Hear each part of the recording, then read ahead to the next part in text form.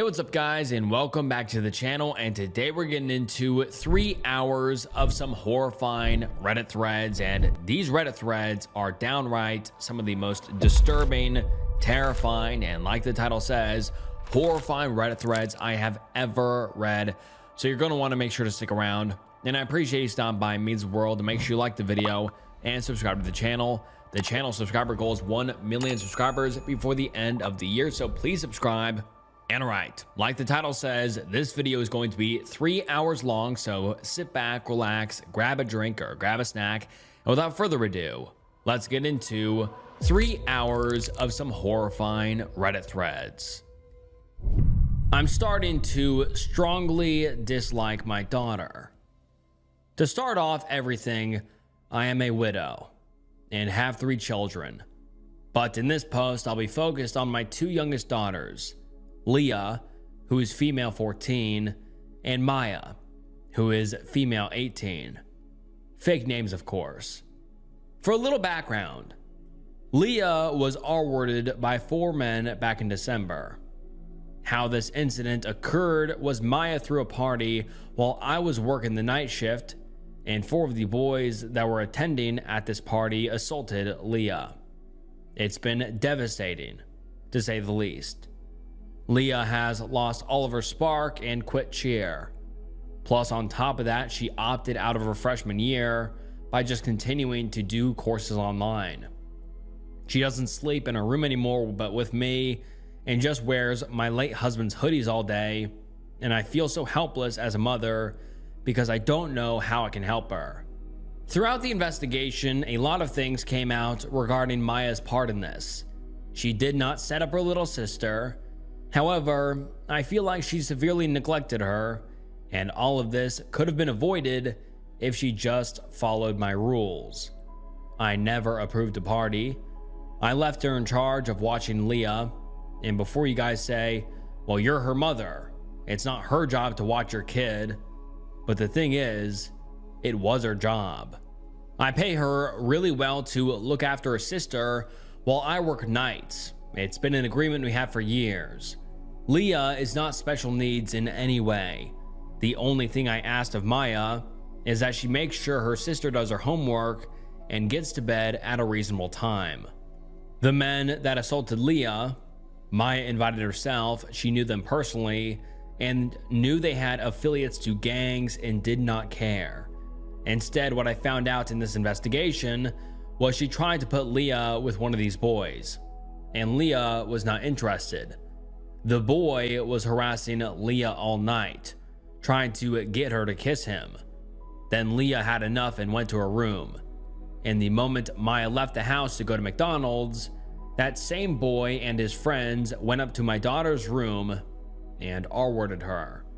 The worst part about this to me is that people that were at the party heard her yelling and did not do anything but just assumed a couple were arguing upstairs.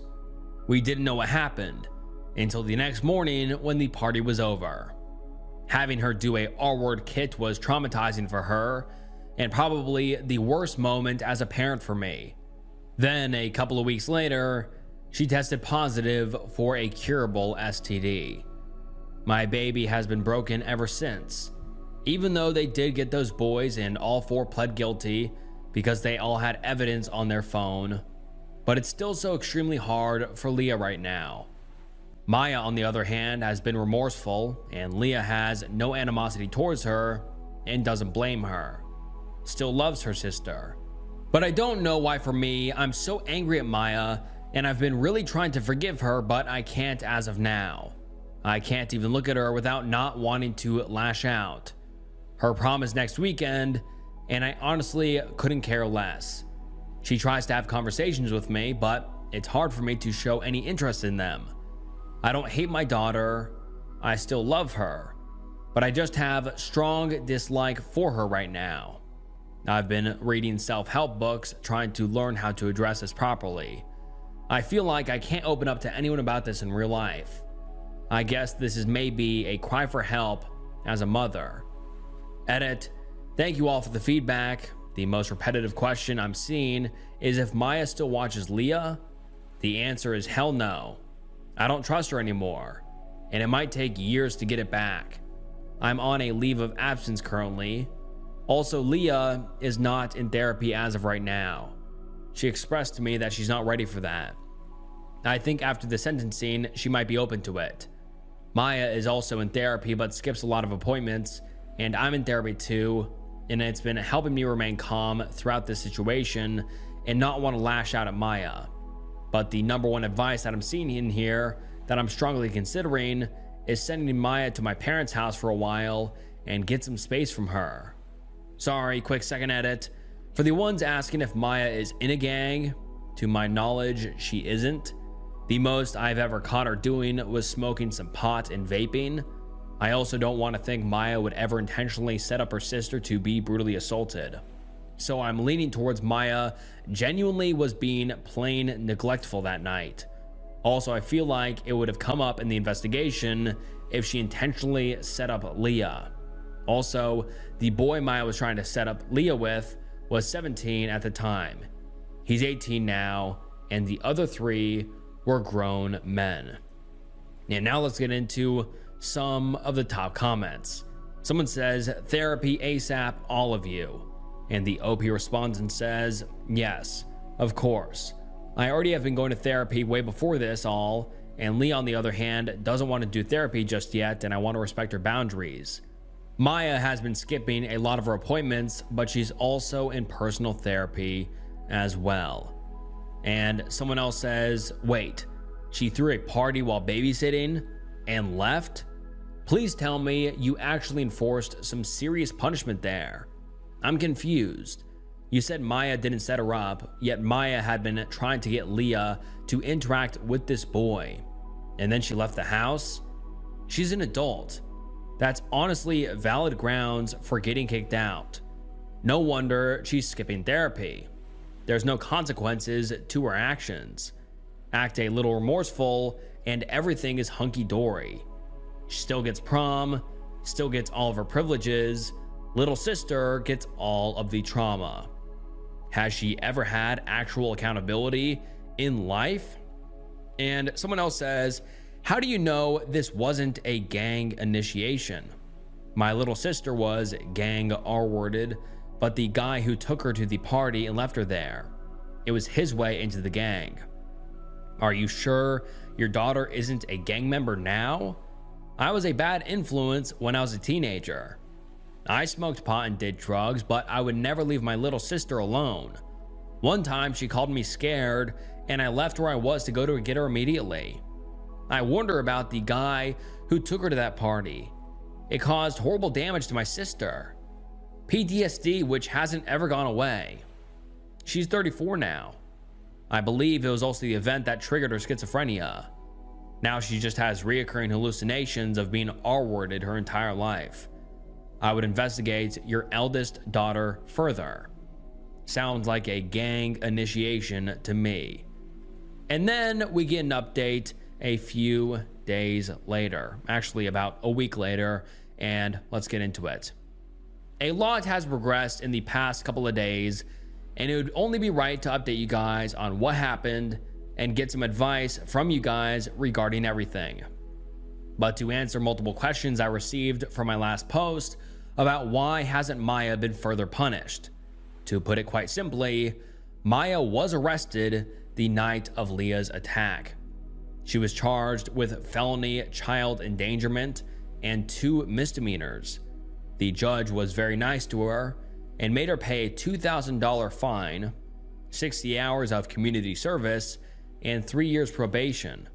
Plus, I took her car, but after this update, I maybe should have given her a harsher punishment. But back to the update. On Thursday afternoon, me and Maya got into a fight. The dispute happened because Leah came to me virtually upset and on the verge of tears, because 5 people messaged her that day, expressing condolences about her attack. Leah had been very clear she doesn't want anyone that she knows to know that she was the victim of the attack. Upon further investigation, it turns out Maya told a group chat of 27 people that Leah was the victim. Leah vocalized to me how humiliated she feels, and that she can't ever go back to school next year. I, of course, then go confront Maya about it. She kept saying I was overreacting and that Leah was being dramatic. I tried to reason with her to see how she hurt her sister, and she did not see the issue. She stopped me off mid-lecture from me and said, "Jesus Christ, Mom, you need to let her deal with this shit instead of always rushing to her defense. Leah is not different from other women in the world that deal with our word. At least they don't make it their entire personality like she does. Also, she's fine. I literally overheard her talk to a boy on the phone last night." It just clicked for me at that moment that she was not actually remorseful at all, and that I just witnessed her mask slip. I just responded with "pack your shit up," and that she'll be staying with my parents until I allow her back. And that's exactly what I did. But the next morning, I got a text from Maya to meet at a therapist appointment that was later that day. Looking back, I wish I had never gone because her therapist, majority of the visit, only saw her point of view. But at the start of the appointment, it opened up with Maya apologizing and explaining her thought process of why she told her friends, and it was because she was venting. Plus, she didn't think of it as a big deal because it's a public case that was on the news, and Leah seems fine with these days. Leah is listed as a Jane Doe and not named nowhere, but I digress. We then get into the nitty-gritty of it all. Maya then tells me in front of the therapist that she feels emotionally neglected by me and that I never seemed to care about her trauma when it came to the situation, which is for her is having to stay in jail for a weekend and losing one of her friends, which is one of Leah's literal R-wordists. I wish I can say I'm joking, but I'm dead serious. We were talking about that for the first 30 minutes.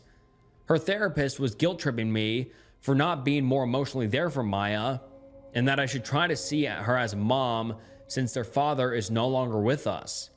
But call me an awful parent, but I don't want to be emotionally there for Maya if it involves me having to help her mourn the friendship of the person that ruined her sister's life. The therapist was on one, especially since she kept referring to what happened to Leah as an accident, or that Leah seems happier these days, because that's what Maya has been telling her. When Leah is quite literally high off antidepressants and still scores extremely low on the mental health evaluation. But I finally just had an outburst. Feel free to skip over the next paragraph because there is a massive trigger warning. I get very graphic here, but I'm just reiterating what I said. What I said to both Maya and her therapist was, quote, "I think it's kind of disgusting that the two of you are refusing to acknowledge Leah's trauma in this and keep referring to it as an accident. You spent a weekend in jail while your sister was in the hospital suffering from something your friend did to her. Ironically enough, if you ever listen to Leah, she has said that friend of yours was the most violent towards her during the attack and was the catalyst for the majority of injuries she sustained, including strangling her. So for you guys to sit here and berate me for not caring that you lost your friend because of something terrible your friend did to your sister is absolutely disgusting. My biggest regret right now is helping you obtain a lawyer. I should have let you rot in that cell and let you figure it out yourself." Maya started sobbing in the office at this point and saying it wasn't fair that I blamed her for what happened to Leah.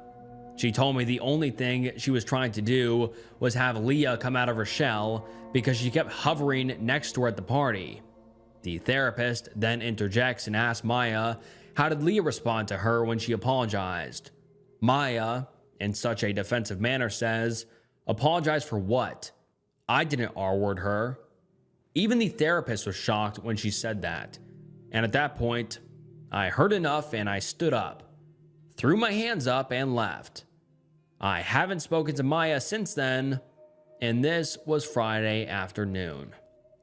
Maya has been texting me and calling me, begging to come home so she can apologize to both me and Leah.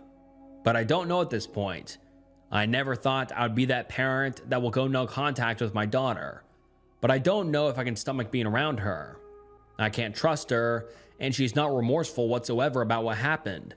A part of me wants to try to make it work for the sake of Leah, because she asked yesterday if she ruined our family, and that broke my heart. Leah loves and looks up to Maya, and I don't think she can comprehend at this time that Maya also failed her. I'm just stuck. Or tell me if I'm wrong for not understanding Maya. I'm sorry for the not so happy update. And now let's get into some of the top comments. Someone says, "She's even more rotten than I thought when reading your first post. Absolutely vile excuse of a human being. She's bordering on pure evil at this point. I have a younger sister, a teenager, and I would burn the whole world down if someone hurt her. If I acted like your older daughter, then I would expect my own mother to kill me on the spot. There is something seriously wrong with her. She doesn't need therapy appointments. She needs a team of professional and experienced psychologists or a psychiatrist to figure out what is wrong with her. This behavior is not okay or normal. I'm so sorry for your youngest daughter. Your big sister should be her #1 supporter in the world. I'm so sorry all of this happened. You know what? You need to cut your older completely off. She gave up the right to be supported by you in any way when she not only put her own sibling in danger, but also feels no remorse for her actions and even misses her friendship with her sister's R-wordist." And someone else says, "You are not in the wrong. You want to be there for your children, but clearly Maya cannot take responsibility for the role she played in this. I would like to say that it's maybe her not wanting to truly realize it and acknowledge it for fear of the guilt that would consume her, but it is clear she just doesn't feel remorse. Honestly, I'm so glad her mask slipped in front of the therapist too. Hopefully that gave them the insight that maybe, just maybe, they've been fed lies. Still very weird and horrible for them to treat the situation that way, given what they seem to know already about the attack. Also, I'm curious about your other child. Do they live in the house or near? Do they know what happened to Leah? I'm just wondering about her support right now. She obviously has you, but especially with her thinking she ruined the family, I'm wondering if she has anyone else close that she can lean on. Also, with some people now knowing and there being gang affiliation involved, I'm wishing for love and safety for you and Leah. No one deserves that, especially not a child who is supposed to be safe in her own home." And the OP responds and says, "So my oldest is my son. He got married a month before everything went down, and I didn't want to drag him in too much about Maya, because I want him to enjoy the newlywed phase with his wife. Him and his wife are very supportive, and his wife takes Leah all the time for sleepovers or just to get her out of the house." And this is the OP's response to a comment regarding her reaction after finding out Leah was SA'd. And let's get into the OP's comment. The OP says, "So I should say what happened that morning at this point. I come home at 8:30-ish a.m. from work, and my house was trashed, and a couple of Maya's friends were still there. I, of course, argued with Maya for a bit about throwing a party, and I then go check on Leah, and she wasn't in her room, but her sheets were bloody, so I thought maybe it was time of the month and that she was showering or sleeping in my bed.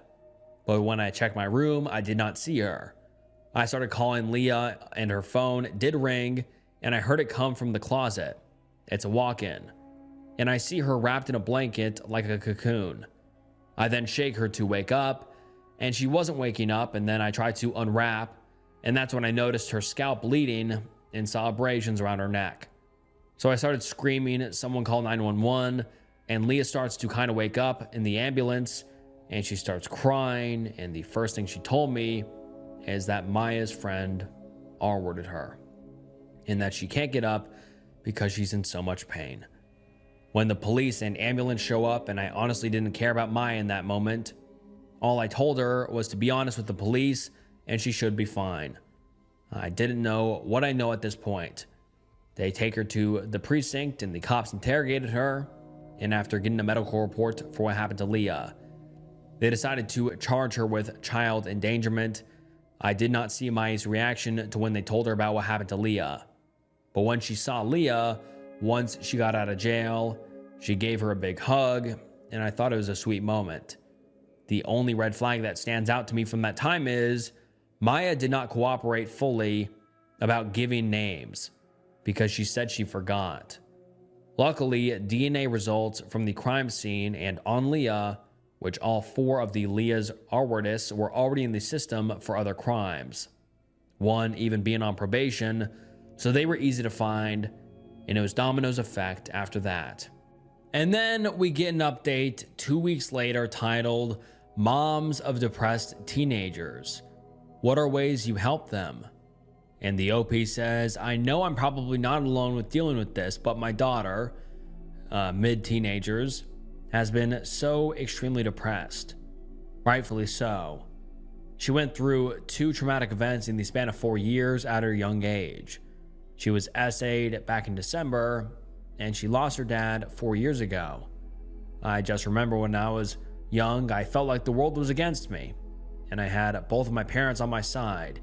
And I've never been through an assault, so I can't comprehend what she's going through right now. This morning, I overheard her crying in the bathroom, and I asked her if she was fine, and she quickly said she's okay. It just makes me feel so helpless as a mom that I can't help her or take away any of that pain she's feeling. I can't even fully relate to her because I haven't been SA'd before, and both my parents are still alive. So I feel like I'm a horrible mom because I can't guide her and help her with the situation at hand. I feel like as a mom, I should have all the answers, and I don't. I just know in her head every time I try to comfort her, she thinks, what is this woman talking about? Because I feel like I don't know what I'm talking about 99.9% of the time. So any other moms that can relate, please drop some helpful tips. And then 10 days later, the OP posts, would I be the asshole if I kept my daughter's inheritance from my late husband? And the OP says, I have 3 kids, male 24, female 18, and mid-teenager's daughter. My late husband died very unexpectedly 4 years ago due to COVID. He didn't have a will, but we had a life insurance policy that provided a $360,000 death benefit. As his spouse, I received a full amount. I decided to divide the money 4 ways. I would get $120,000 and each of my kids would get $80,000. At the time, my daughters were both minors, so I told them they could access their full amounts when they turned 18. However, if they ever wanted to do something pricey, I would allow them to use some of their share. Most of their needs were taken care of by me. My son was over 18. So I gave him his share right away. This arrangement was a verbal arrangement, and I intended to follow through with it fully. Recently, however, my middle daughter, we will call her Maya, was arrested in December for child endangerment because she severely neglected her little sister, leading to something awful happening under her care. She had to use some of her $80,000 to pay for lawyer and court fees, which left her with about $65,000. Fast forward to today, and my youngest daughter is still struggling significantly. During her checkups, she scores very low on mental health evaluations and is on high dosages of antidepressants. She often jokes that if she were to tell us or the doctors how she truly feels, she would be put in a psych ward. Maya no longer lives with us, as I felt her presence was doing more harm than good to her sister. She's been staying with my parents for now, but has been begging me to give her the money I promised after she graduated. I've been hesitant to do so. My sister, who is familiar with the situation, believes Maya doesn't deserve the money and that I should use it to stay home longer with my youngest, who will be alone during the day once I return to work soon. With my youngest declining mental health and school being out, I'm very worried about her.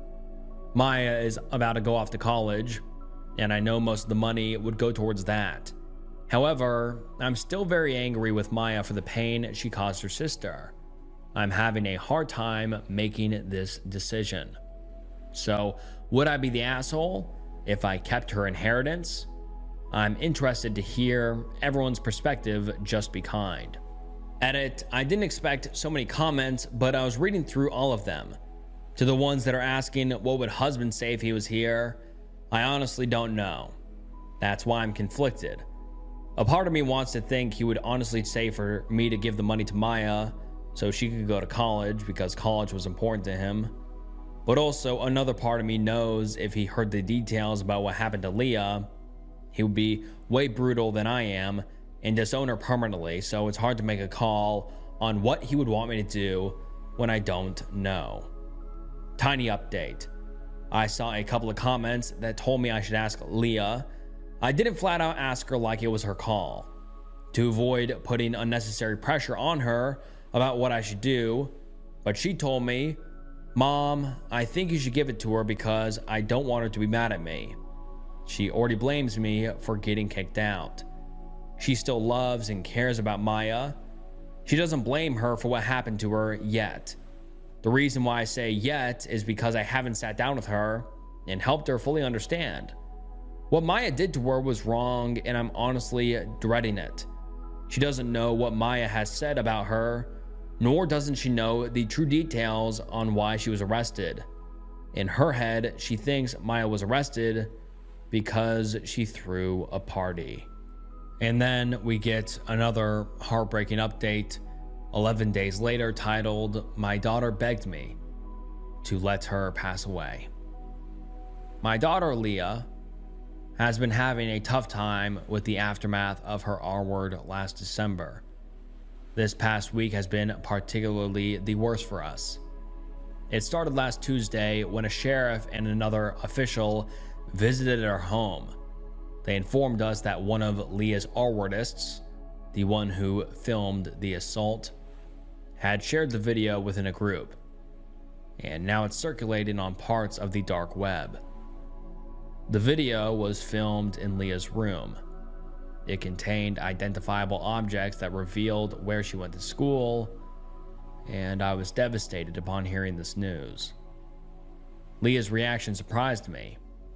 She didn't cry or show much emotion. Instead, she simply shrugged and said, I figured, before just sitting there in silence. The officials reassured us that it's uncommon for perpetrators to surface in such cases, but they felt obligated to inform us for safety reasons. After they left, Leah resumed acting as if nothing had happened, almost overly cheerful. I attempted to discuss it with her several times, but she avoided the topic. This behavior persisted throughout the week until she unexpectedly revealed that she had written a victim impact statement and wanted to read it herself in court, rather than allowing the prosecutor to do so. She felt that since there was no trial, only the charges against the R-wordist were known, not the details of what she endured. Her statement is a detailed account of that horrific night, but she has yet to read it to me in its entirety because she breaks down in tears every time she tries. That moment was the only time I saw her express emotion all week, until Saturday night. That evening, Leah appeared unusually cheerful again, and mentioned going to bed early around 8 p.m. I didn't think much of it until I received a call from one of Leah's closest friend's mother. She was concerned because Leah's last message to her daughter was a note expressing love and asking her to check on her. I rushed to Leah's room and found she had attempted to drink a lot of ZyQuil. As a nurse, I knew she would recover, but seeing her wake up in the hospital was heartbreaking. She screamed, "Why couldn't you let me just pass away? I want to die, Mom. I'm tired of feeling their hands on me. I wanted to stop. Please let me pass away." They had to sedate her to calm her down. Following this, Lee was placed under a 72-hour psychiatric hold and subsequently transferred to a mental health facility with peers her age. The staff recommended extending her stay beyond the initial hold, but Leah had been struggling, especially with a male staff member, possibly a psychiatrist, who she says is asking invasive questions about her preferences, causing discomfort. Staff members inform me she isn't participating in group activities and appears standoffish. They even proposed restricting her ability to contact me as a consequence, though I requested they hold off on implementing such measures. I'm uncertain if the current inpatient setting is suitable, given Leah's apparent difficulty adjusting. Her plea for her to pass away continues to haunt me. It's a thought I can't shake. Leah's best friend shared additional details Leah had kept from me. There's a hurtful rumor circulating that Leah let a train be ran on her, leading to her involving the police out of embarrassment. Children can be so incredibly cruel. As far as my other daughter, Maya, I haven't spoken to her in 2 weeks, but I did recently discovered why Leah feels indebted to her. 2 years ago, I found inappropriate messages on Leah's phone between her and Maya's ex-boyfriend. He expressed love for Leah and also compared her to Maya. He told her she was way prettier than Maya. When I told Maya, she was furious and broke up with him, but she believed Leah had betrayed her by engaging with her boyfriend, even though Leah was very young at the time and her boyfriend was nearly 18. Maya still avoided Leah for 3 months afterward, and despite Leah's efforts to apologize, Maya still holds a grudge. Leah blames herself for damaging their relationship because of this incident. I'm sharing this to get this off my chest. I've kept these struggles within our family to protect my daughters. I'm exhausted, constantly dealing with new challenges, and unsure how to mend them. Now I find myself in the difficult position of deciding whether Leah is mentally prepared to speak at her R-wordist sentencing. I fear she'll resent me for this decision, but I question if she's in a stable enough state to handle a potential traumatic event, because these boys actually have character witness. Update. So I read a lot of your responses and I agree. I don't think inpatient is for her. So I'll be getting her tomorrow when her 72-hour hold is up. I'm going to spend the day researching on the right therapist for her that specializes in cases like Leah. As far as letting Leah speak at her sentencing, I'm conflicted at that still. I know I can't shield her from the world, but I just have the biggest fear that my baby will pour her heart out in the courtroom and it will be the Brock Turner all over again, and they somehow just get the minimum sentence. And more information on the psych. So I talked to Leah further about what the psych said to her that made her uncomfortable. She told me when I left, they made her sit down with him one-on-one to basically debrief why she was there and what's causing her to have these thoughts, and she opened up to him and told her about the R word. However, he asked her if this was her only intimate experience, and she told him yes. But he kept questioning her like he didn't believe it was her only experience, and saying to her that he won't tell me if it wasn't that she can say it. And she kept having tell him, no, this is her only experience.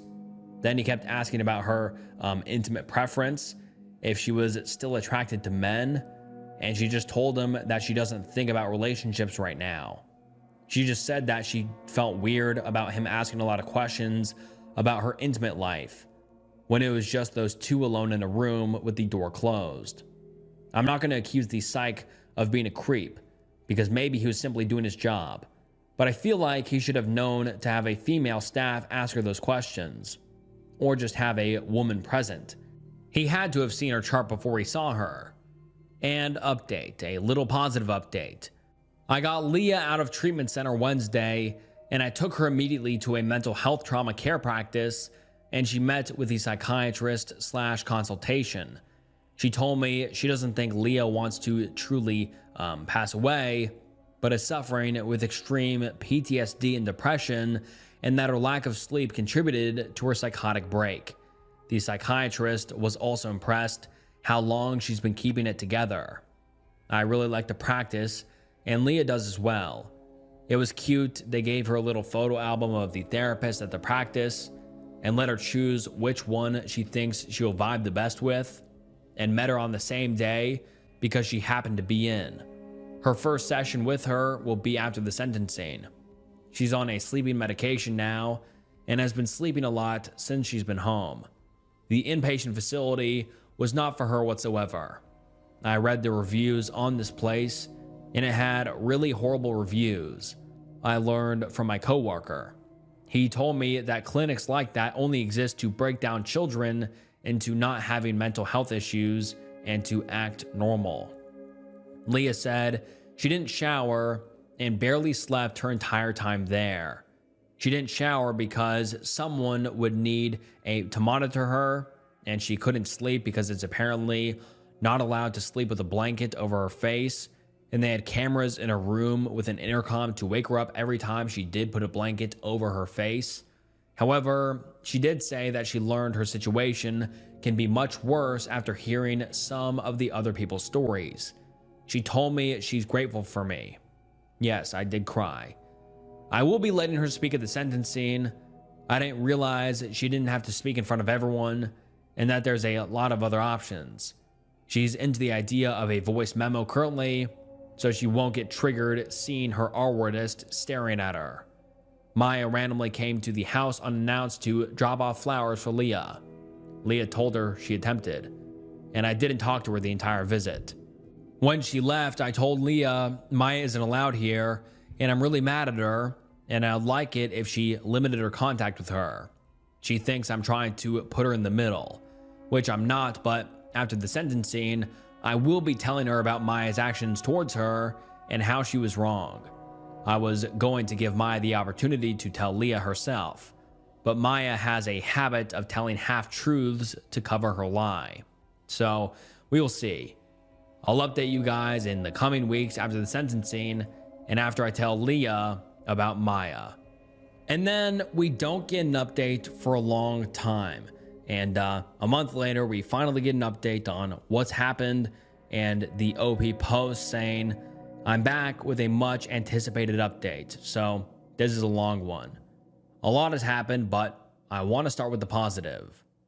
Leah started therapy after the sentencing, and she's been speaking positively about it. She said it was shocking that she didn't have to talk about the assault with her therapist, which was refreshing. Her therapist also suggested some EMDR sessions, with her first one scheduled for next week. Her general doctor also cleared her to start cheer again if she wanted to, and recommended she start birth control. I'm unsure about that because I know how much of a toll it can have on mental health, and I don't want it to ruin any progress. We also moved into our new rental, and I let Leah get a kitten. That's her baby currently. I barely see the cat since we got it because she always has her.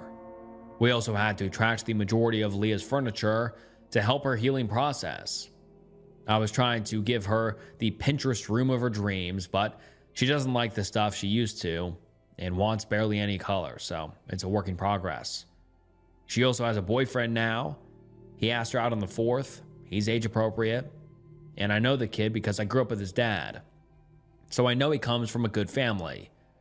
The only thing I'm worried about is that it seems like she might be becoming codependent on him. If he's not at my house, they're on FaceTime together, and every time we go out, she wants him to tag along. It's been like this since before he asked her out. I'd like to say it's been like this since Maya moved out, but I'm not too worried because I think it's only like this now because it's summer and a new relationship. On the surface, she is content for the moment. In my last post, I received a lot of negative messages because I wasn't doing things fast enough or wasn't telling my son all the details. I almost didn't want to make this post, but I want to preface that I know my children, and they know me. I'm a person who values timing. Before I said anything to my other children, I wanted to make sure I had facts, not assumptions. I wanted to schedule a meeting with the detective who interrogated Maya to tell him everything.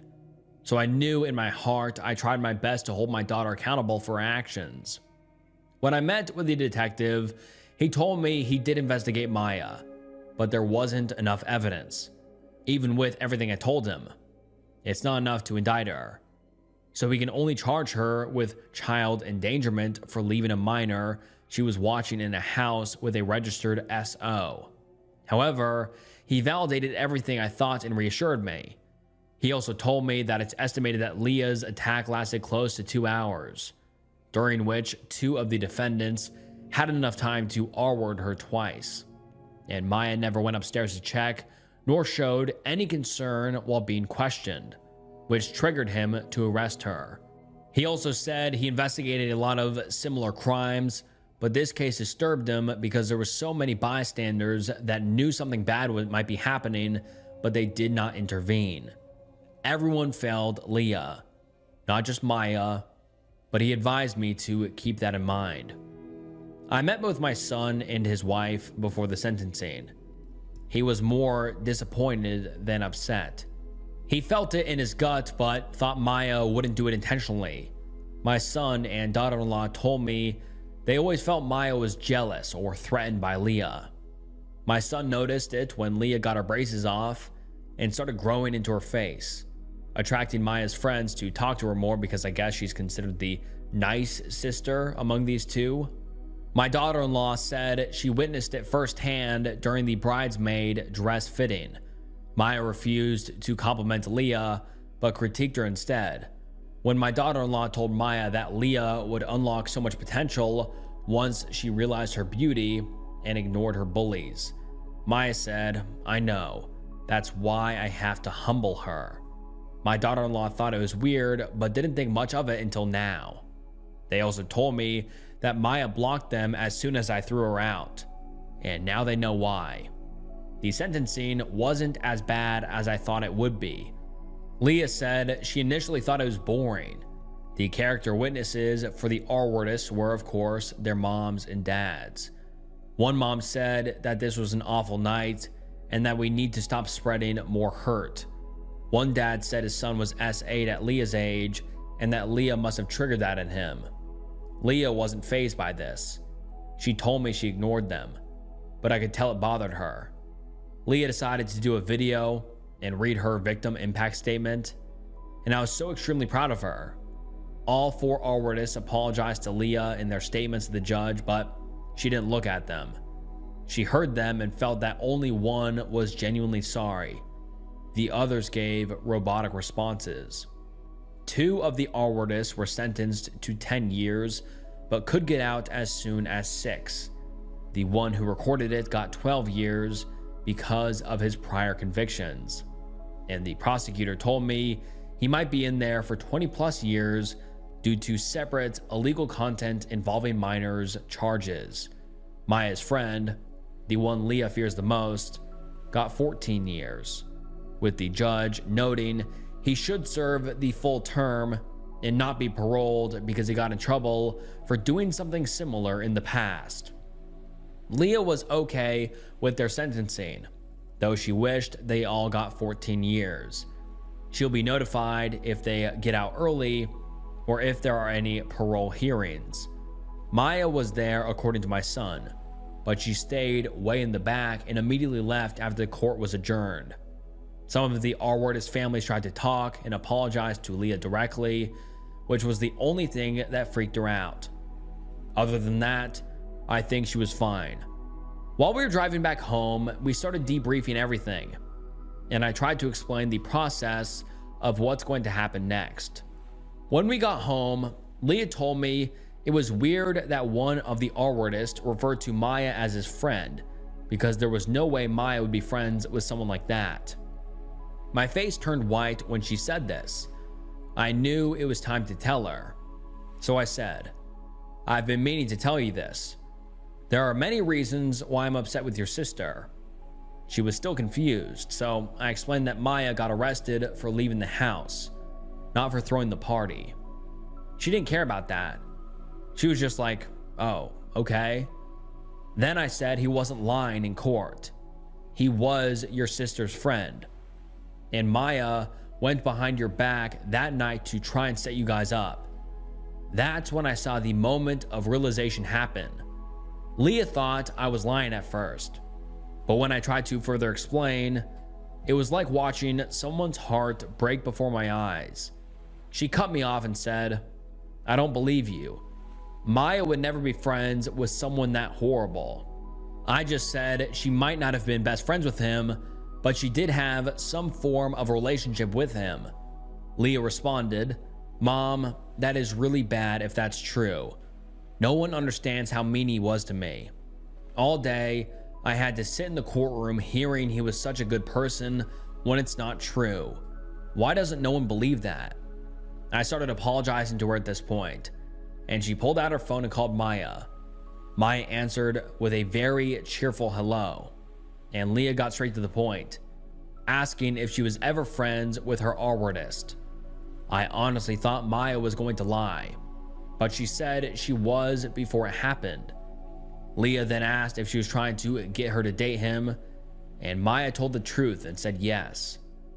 Leah hung up on her before Maya tried to explain herself, and Leah started shaking really badly while typing on her phone. I realized now she was blocking Maya on everything. After she was done, she looked up at me with tears in her eyes and said, "Mom, why does she hate me so much? What did I ever do to her? I've been trying to be her friend, but she still hates me. Why?" We cried together for the rest of the day, honestly.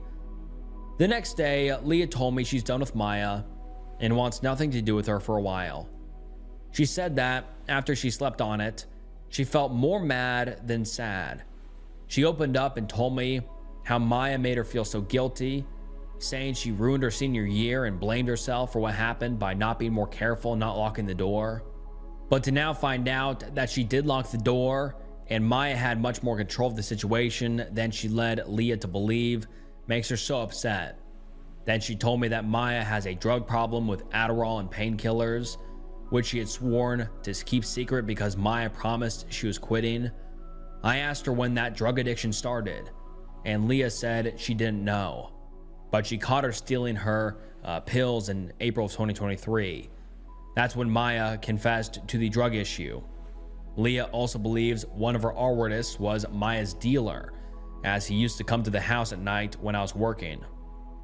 Leah now thinks that Maya traded her for more drugs and never quit as she promised, which hurts her deeply. She also recounted that during the attack, her R-wordist said that if she didn't cooperate, they would hurt Maya, which makes her feel worse because she knows Maya wouldn't do the same for her. That was the last time we really talked about Maya, and that was a couple of weeks ago, but I know that it's really taken a toll on her. So that's why I splurge and let her get a kitten. Maya doesn't know our new address, but has tried to reach out to Leah numerous times using text-free numbers. Leah is not interested whatsoever. She's no longer with my parents. My mother-in-law, with whom I've never gotten along, has taken Maya in, paying for her college and buying her a new car just to spite me. I wish I were making this up, but she posted it on Facebook. The messed up part is that my mother-in-law knows about what happened to Leah and everything Maya did, but simply doesn't care. She thinks Maya is as much of a victim as Leah, and even called Leah to guilt trip her, using their dad as leverage, saying, quote, "Your dad would hate to see you fight and hold a grudge against your sister over a mistake." That's when I stopped talking to her and told Leah not to respond to her anymore. I'm extremely close to filing a civil lawsuit on behalf of Leah against Maya, since my mother-in-law wants to undermine my parenting and go against and hurt her other granddaughter by financing Maya's life. However, my therapist doesn't think that'll help me or Leah heal. But I'm so frustrated with that situation. I'm sorry there isn't a better conclusion. Other than that, I lost 3 people in the span of 4 years, and I'm not doing well. I'm really depressed. I lost the love of my life and both of my daughters. I still mourn the loss of my little girl. She will never be the same. And I can't be around my other daughter because I believe she's a deeply flawed, dangerous person, and I blame myself for not seeing it in time. I worry about anyone she comes across in her adult life. And then the OP makes one final edit / update that says, I kind of want to answer some assumptions that I've been getting in my DMs and comments, but Maya has unsupervised probation and I don't think she even has a probation officer. But don't quote me on that. She doesn't get drug tested. They allowed her unsupervised probation because her college is out of state. Secondly, the speed of how fast they were sentenced. Look, the only thing I can say that they worked fast for us, and again, there was no trial. They all pleaded guilty immediately. The illegal content involving minors case is still ongoing. I have no idea about how other systems work, but for the R-word case, it was fast for us. Thirdly, when I threw out the possibility of suing Maya on behalf of Leah, it's because I know my mother-in-law would pick up lawyer fees and expenses for Maya, and it was going to be a civil lawsuit. I haven't deeply looked into it because Leah doesn't want that right now. She just wants Maya to leave her alone.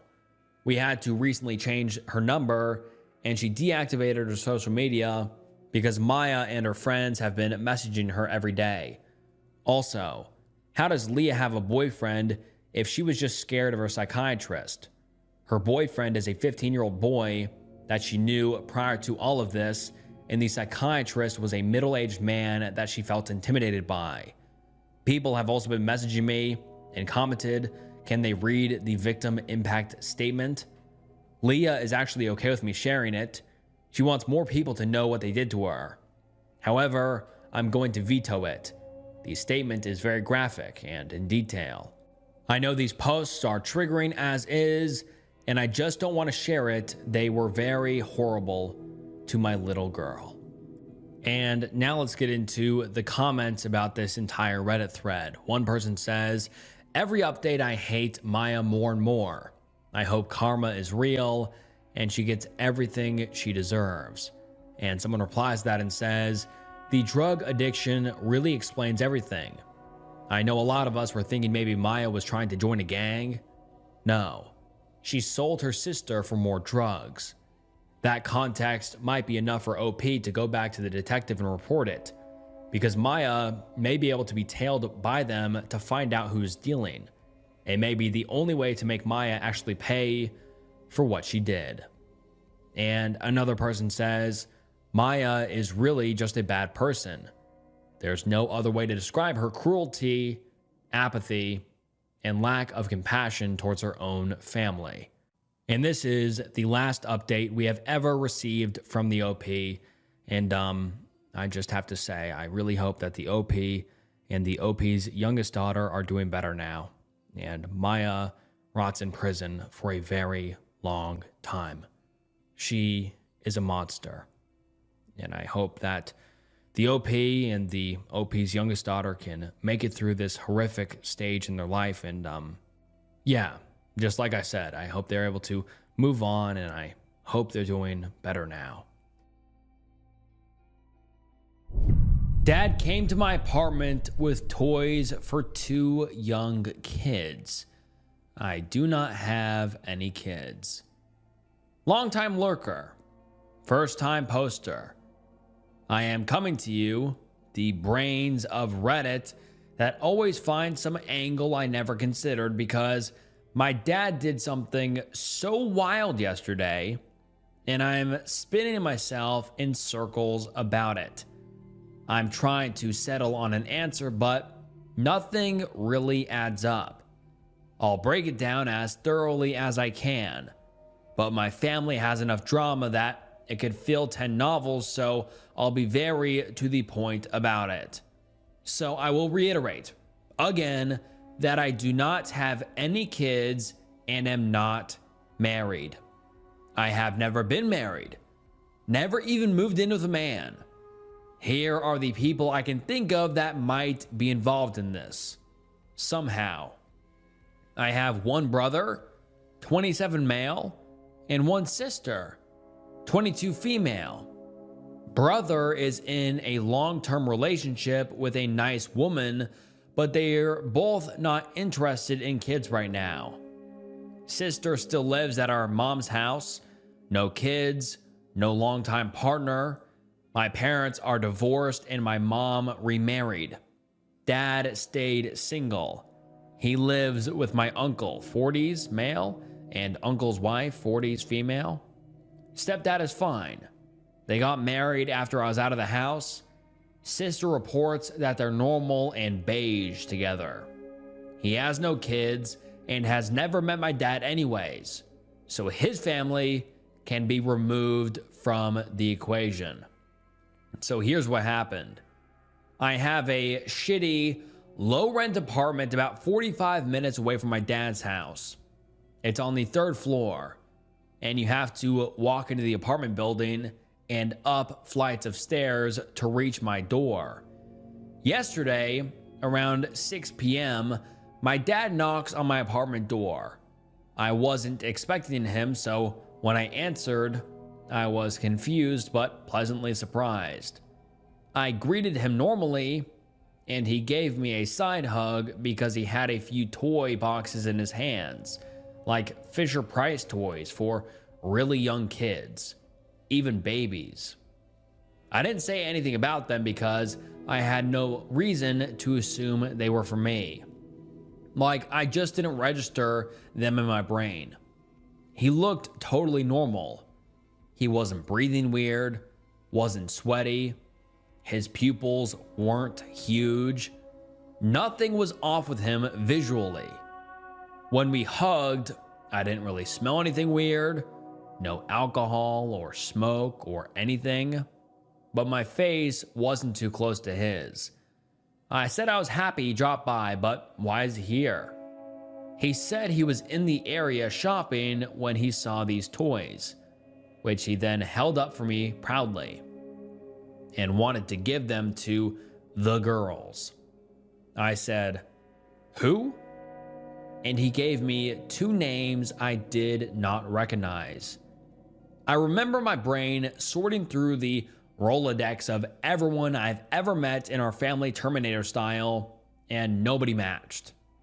As I'm standing there trying to match the names to any kids I knew of, he peeks over my shoulder into the apartment and asks if the kids are here, or if they're with Mike again. Who is that? Well, apparently, it's my husband. I must have been radiating confusion since now my dad is looking just as confused as I am, but still keeping up a good mood kind of vibe. I tell him I am not married and have no kids. At first, he insisted I did, and when I reiterated that, he just kind of shook his head. At this point, I'm getting really concerned. Is my dad lost? Confused? Is he having some kind of breakdown? I ask my dad if he knows where he is. He starts to get frustrated really quickly and confirms that yes, he knows where he is and who I am. I start to ask him questions that I've seen in movies like, do you know what time it is or the year? And he just gets more and more angry. He starts shouting at me right in my face, yelling, "You think this is funny? And are you trying to make me look stupid?" There's bubbles of spit in the corners of his mouth. He went from 0 to 100 so fast, it genuinely kind of scared me. And I just retreated a bit into my apartment. When I backed away, he took it as a personal offense and started screaming, "Oh, now you're scared. You're scared of me? Guess I'll just F off then." He storms off, literally stomping his feet like a child down the hallway. I thought about chasing him, but he was so irate that I didn't think it was a smart move. Whole interaction was less than 5 minutes. I closed and locked my door and immediately start making phone calls. Called my mom, uncle, and siblings. Nobody has any idea what just happened. I did ask my mom and sister if I was the crazy one, and did have children I just forgot about? They confirmed I certainly didn't. Uncle says that dad left the house around 4 p.m. to run errands in my area, so that part was true. I told him what happened, and he said he tried to figure out what's going on and would call with updates. It's tomorrow morning, and I haven't heard anything back. I spent all night trying to figure this out. Here are my theories. He has another kid somewhere that none of us know about, and that kid is married with 2 kids, but if that's true, why my apartment? Did he confuse me with his other hidden kid? He confirmed he knew where he was, so I'm not sure. Did he drive here on autopilot? He'd have to get out of his car and walk all the way up here though, which should have just been enough time to snap out of it. The anger might have come from him realizing what he'd done and panicking, but it would have been so easy to make up a lie about what happened. Or another theory, he had some kind of mental breakdown. This was my first thought, but he looked and acted so normal. He drove out of here and went to a store and purchased items without issue. So he must have been in decently sound mind to do that. Maybe he was somewhere else in his mind. I considered the idea that he was maybe in the past and thought I was someone else. But again, he confirmed where he was and who I was, and I didn't recognize any of the names as anyone in our family. Or another theory, he did this on purpose for some reason. I have no idea why he would do this. Drama? Our whole family loves to stir the pot, but this is extreme and makes him look bad, which is out of character. If he were to manufacture drama, he'd want to make himself look good. So this would be a drastic switch in his dramatics. Maybe sympathy? Maybe he's going to play this up as some kind of stress breakdown. As far as I know, his job doesn't squeeze him too much. He's had the same position for years and was pretty happy about it. The most he complained about was having to work overtime every once in a while. Or possibly he's developing dementia. I know early onset dementia could be the cause, but he's just barely 50. Yeah, he's getting older, but not that old. And he's never shown any signs of cognitive failure up until this exact point. This is a huge escalation from nothing. If anyone else has any idea or theories what is happening here, please share. Uncle has yet to call me back, and my siblings can't get through to my dad's phone. I think it's dead. I left a voicemail and text on my uncle's line, but who knows if he's seen them. I don't have any authority in his life. The only one that does is my brother, and he lives in another state, so it's not like he can help much. What the hell happened to my dad? And now let's get into some of the top comments. Someone says, something is seriously wrong with your dad. Even if he does have a secret kid somewhere, confusing you for them like that is already a bad sign. Him somehow concocting a family you have and being that certain of it, along with the mercurial mood, is a really bad sign. I won't speculate to what is wrong, but your dad needs to see a doctor yesterday. And the OP agreed and said, agreed, but I really don't know how to make him go. I don't have any medical authority over him, and I think calling the police would be a bad move that would destroy any trust he has in me. Like having him dragged to a hospital after a mental breakdown has to be bad for his mental state, right? And some commenters caution against calling the police due to the risk of violent escalation, and the OP responds and says, this is also a large reason I haven't called yet. We're not white, and with how angry my dad got, I'm worried that he'll end up in jail and not a hospital bed. Or worse, he'll just be shot. But if my uncle doesn't get back to me by tonight, I think this is my only option. And another commenter says, I think it would be good idea to talk to your uncle and see if there have been any other instances in which your dad has had a spell like this.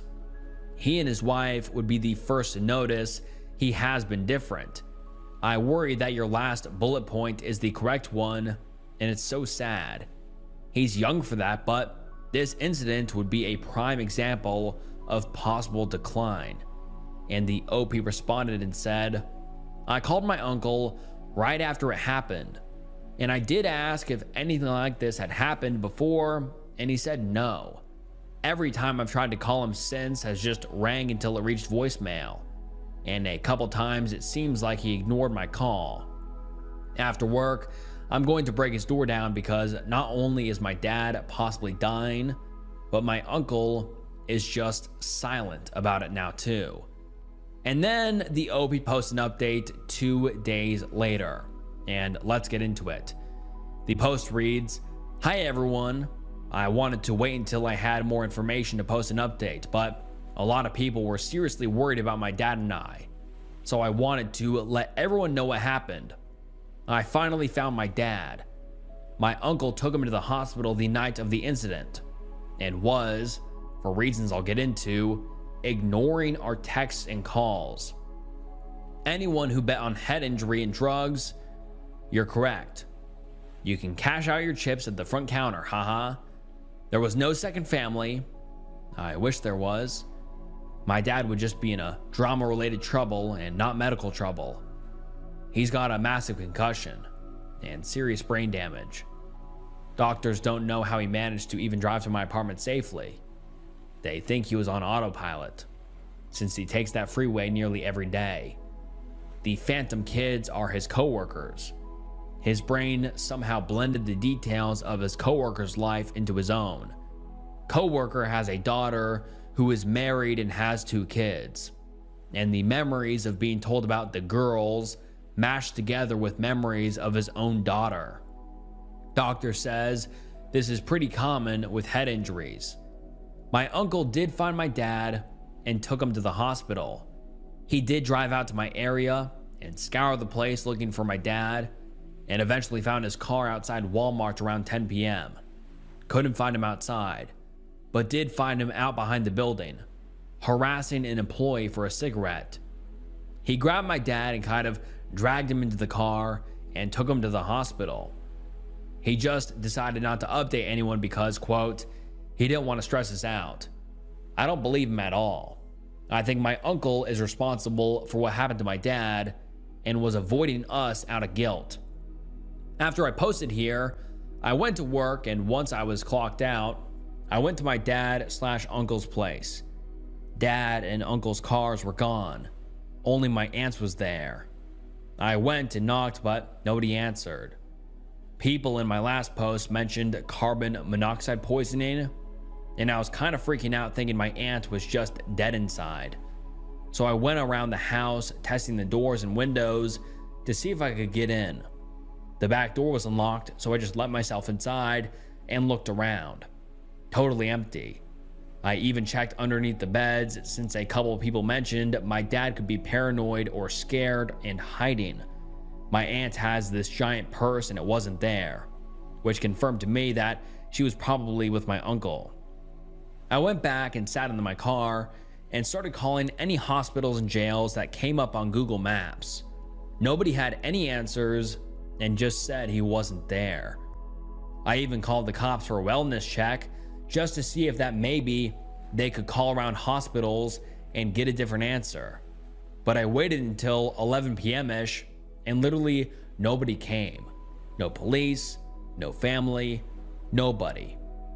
I drive back home and try to get some sleep. Next day I call out of work and spend the day driving around my area trying to find my dad. Couldn't track him down, so I start calling hospitals again. There's 3 in my area, and while 2 of them gave me, no, he's not here, sorry. One of them got really nervous over the phone and said, I'm not supposed to give out patient information. I got suspicious. Kept asking and she just got more and more flustered. hung up and drove my ass over there and saw my uncle's car in the parking lot. It was kind of late. The sun was down, but I wasn't keeping track of time. So there were only like 5 cars in the visitor area, and his was one of them. I do not have words to describe what I was feeling, but it was mostly just rage. Like, what the fuck, hello? He's been here the whole time? I went in and tried to get the receptionist to let me see my dad. She didn't really want to let me in. And I'm not proud of it, but I started freaking out. I slammed my hands on the desk, screamed, knocked over a magazine rack. I guess my tantrum made someone go talk to my uncle and aunt, since she came out to the waiting room and told the receptionist it was fine to let me through. If she didn't look so tired and sad, I was going to maul her. But the look on her face made me calm down, if you can call it that. Long story short, she took me to the dad's room. He looked terrible. None of you know my dad, but he's a beast. He's 5'11" with massive smile lines and bright, shining eyes. He's my dad, so I'm biased, but he's always so full of life. Laying in that hospital bed, he looked dead already. Sunken eyes, lifeless and droopy face. He looked empty. I was able to talk to him for a bit, but he was totally out of it. He had to be reminded who I was several times and kept forgetting where he was and why he was there. Just like my dad, when I get upset, I get angry. I practically dragged my uncle out of the room and into the hallway for an explanation. After like 20 minutes of him making excuses and beating around the bush, another reason I think he's guilty, he told me what happened. Apparently Monday morning, my dad fell getting out of his car and cracked his head really hard against the driveway. He got up and everyone thought he was fine, so they just went inside the house as normal. After a while, he had a headache and they gave him a couple prescription painkillers to ease the pain. Apparently, that worked, so they just let him continue his day as normal. They only got concerned when I called and told my uncle what happened. He kept being so weird and evasive that I know there's more, but I couldn't wring his stupid fucking neck in the hospital hallway, so I just let it go. Here's what I think happened. I know my uncle and dad, and I know the history of this stupid family like the back of my hands. I think my dad and uncle got in a fight over something, and dad was either pushed down or hit in the head by my uncle. The altercation gets resolved somehow, and they go back to normal, but my dad's head still hurts. I learned at the hospital from the doctor that there were enough painkillers in his body to numb a horse. So I suspect my aunt and uncle just kept feeding him painkillers so they wouldn't need to take my dad to the hospital and admit what they did. I pressed my aunt about the painkillers, and she eventually halfway admitted that they weren't exactly allowed to have them at all. I suspect she bought them off someone else. They're likely addicted, and I just didn't know. I'm almost 100% sure this is their fault. If they had taken my dad to the hospital as soon as he hit his head, he would probably be okay. I'm staying at the hospital right now, and my aunt and uncle have left. Doctor says to not get my hopes up about my dad. But when doctors say that, it always means he'll actually be okay, right? That's how it always goes. They tell you that your family member probably won't make it, but they always prove them wrong. I'm sorry, but the rest of this is going to be venting. You know what really gets me? I could handle all this. I could understand it. My uncle and aunt have always been less than reliable. I can believe that this could come from them. The hardest part is the lack of concern from literally anyone but me. I had to blackmail my brother, drama from a year ago, to even get him to agree to fly out. My mom doesn't care. Dad's family doesn't care. My sister kinda cares, but she doesn't really want to help, or even come support me in the hospital with him. I am just so shocked that I'm the only guy here for my dad. And he doesn't even know who I am right now. I have to take time off work, but it's not like my job gives PTO. I'm screwed. My dad is screwed. My life is screwed. Why am I the only one dealing with this? My brother is the only one of us with time and money to help fix this, and I had to threaten him just to get him to come back home. I wish I chased my dad when he left my apartment. I was afraid of him, but I'm even more afraid now. My dad is probably going to die, and I trusted the jackass who killed him with helping him. What's wrong with me? What's wrong with everyone? Why doesn't anyone care about my dad? Why doesn't anyone care about me? I could have been a better daughter to him. I could have visited him more, called more, involved him in more things. I could have chased him when he left the apartment. I might have gotten hurt, but I would rather be beaten to a pulp rather than be sitting in a hospital room with my unconscious and probably dying father. I'm so stupid. I'm sorry, Dad. And now let's get into some of the relevant comments. Someone says, yo, definitely get the police involved. Even if the story is true that he fell, they still pumped him up with the pain meds when he couldn't advocate for himself. It's like being drugged at a bar. I hope your dad pulls through. I would cut contact with your aunt and uncle. As a daughter, you have more rights to your dad's care than they do. Ban them from the hospital. And the OP responds and says, on this, a couple cops just came to talk to me and get a statement. They seemed to be taking me seriously and took my contact info. I told them everything about what happened when Dad came to my apartment and what my uncle said, and how I didn't believe him and gave my version of things. Tried to give as much context as I could. I think they believed me, but who knows? They said they'd come around again soon. I'm not really sure what happens from here, but I'll be pressing for more information when they come back. And another user says, ask your doctor if your dad's head injury is consistent with a fall. If he says no, call the police. I'm sorry you're having to deal with all this. It really sucks. I hope things work out okay. And the OP responds and says, I did ask if my uncle's story lined up with my dad's head, but the doctor just said it was an impact wound. Whatever that means. He couldn't confirm or deny anything, and I totally understand that. He's not a cop and can't really tell me anything about that. And someone replies that and says, impact wound would mean a lot of things. Maybe your uncle shoved him and his head slammed against a brick wall, or he fell and hit it on the sidewalk. You need to push here. Contact the police. Tell them everything you know. This should not go unpunished.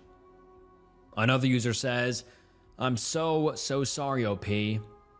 I saw your post the other day, and this update breaks my heart.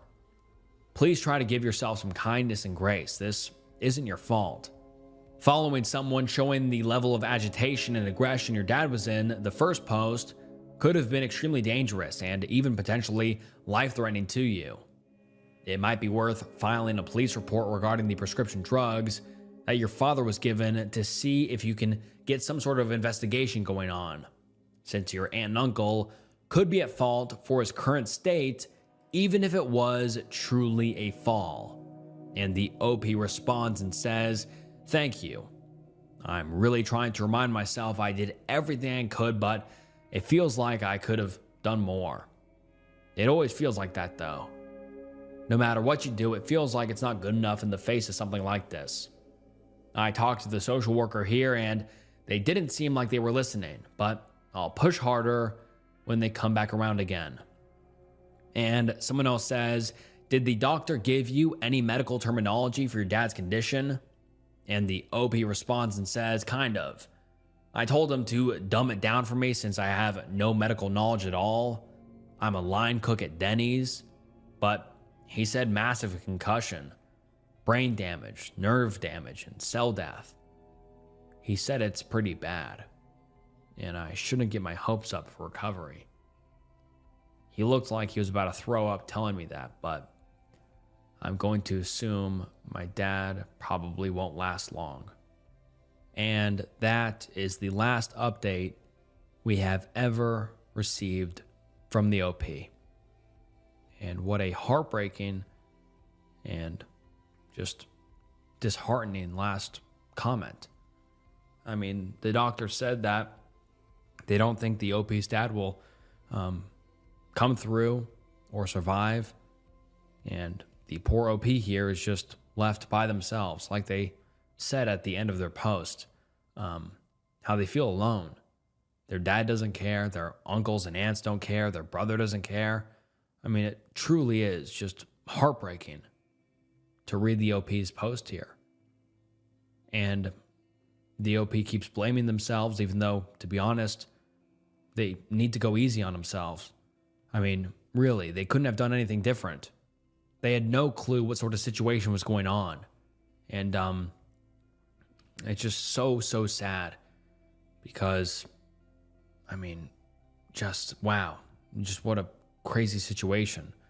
And I wonder what really happened. I wonder if the aunt and uncle did something to the OP's dad and they tried to cover it up and fill him full of painkillers to try to make it go away. I wonder what happened on that front, and I wonder what happened after this update, but we just don't know because the OP never came back with an update, which makes me believe that the worst happened. And I'm just really sad to assume that, but I sadly think that's true. I don't know. This is all speculation, but that's just kind of how I feel. I feel like the worst happened and the OP just did not want to update the Reddit. But what do you guys think happened? Do you think this was just a freak accident and the OP's dad just kind of had a slip and fall and the aunt and uncle pumped him full of painkillers because he had a headache? Or do you think the aunt and uncle were involved in this in some sort of weird way? Or they were trying to be malicious and hurt the OP's dad? Or what happened? I really would like to hear you guys' thoughts. But wow, what a heartbreaking thread. I mean, truly, this is just almost tear-jerking. The poor OP is just left alone with no one to support them or try to help their dad. But I hope wherever the OP is now that the situation worked out in the best way possible, but we just don't know. And yeah, on to the next one. I am the reason why my husband might lose everything. My husband is going through some mental health struggles at the moment. I'm really trying to be understanding and supportive, but I'm hitting a breaking point now. Lately, whenever I try to talk to him, he shuts me down. He puts headphones on mid-conversation and plays music. Turns away from me to scroll through Facebook or plays games. Even when I ask him to please look at me while we are talking, he won't do it. Sometimes he even tells me to stop this BS or pointless, right to my face. When I try to tell him that I'm not okay with this and it makes me feel hurt, he does the same thing again. I have tried writing him messages, but he only tells me, not gonna read all that. Today, when I was talking about this to him again, because it causes a lot of arguments between us, he told me he wishes he could just not be with me anymore so he doesn't have to hear this anymore. I realize he is depressed, but I basically have no way of communicating with him anymore unless he has a good day and decides that I am worth his time for a change. Even then, he tells me I caused all of this and it's my own fault. I am begging him to tell me what I did wrong, but he never tells me. He says I should know. I can't think of anything I did that would be this bad. I always tell him I can't change if I don't know what hurts him. He tells me I should figure it out by now. He even says I hurt him when I try to initiate a conversation. When I get more firm and insist that we should talk or tell him he can't just shut down with me and ignore me, he gets panic attacks or gets very angry. Then, of course, it's again my fault. Am I the asshole for wanting to talk to him? Am I putting too much pressure on him? Is there anything I can do to make it easier for him to listen to me? I am trying all kinds of communication techniques, but nothing seems to be working. And the OP's first post, the post I just read, didn't get much attention, so no comments, but trust me, it gets dark from here. The OP then posts 5 days later with a post titled, "Would I be the asshole if I cancel my and my husband's trips to Amsterdam?" And the post reads, "I booked tickets for my husband's favorite band for his birthday. Unfortunately, they were all sold out except for one location, Amsterdam. So I booked tickets there since we always wanted to visit the city. Now we are on a different city trip to Vienna, and it is not going well at all. I planned the whole trip, kept asking him what he wants to do, but he didn't really give me any feedback, so I planned activities I thought he would like, and also some things I really wanted to do. The entire time, he has always been walking after me with a frowny face. I am trying to find my way around in the city I don't know, and he constantly falls behind me, so I have to look out for him too. He's mad because I walk in front of him and not with him, but I honestly don't notice him falling behind immediately because I'm focused on the GPS and which route to take. Today, I asked him multiple times if he is okay and why he looks so upset. He just told me it's his face and to deal with it. I finally told him that it ruins the fun for me if he keeps walking behind me with a face like I just hit him and forced him to come with me. I told him if he doesn't like what we are doing, then he can suggest anything else. I got extremely angry and told me he doesn't enjoy the trip because I'm with him. He insulted me, told me I am a bad word and extremely stupid, have a low IQ, and he wasted his life on me. He also told me he doesn't like me anymore, and I'm only with him to boss him around, and he got sick of me. He doesn't want to be with me anymore, and he told me to make our trip to Amsterdam only 1 day for the concert instead of 5 days to see the city too, because he doesn't want to go anywhere with me. I told him in that case I'm canceling the whole trip. He doesn't currently earn any money, so I am the only one paying for everything, and I'm not going to let him go alone after what happened or pay so much money for a flight for just 1 day. Without me, he has no way to go see his favorite band. I feel horrible for doing that to him, but I'm so hurt by what he said to me. Will I be an asshole if I really follow through and cancel this trip? And now let's get into some of the top comments. Someone says, "Not the asshole," and it looks like you have 2 choices: counseling or divorce. He told you he doesn't like you anymore.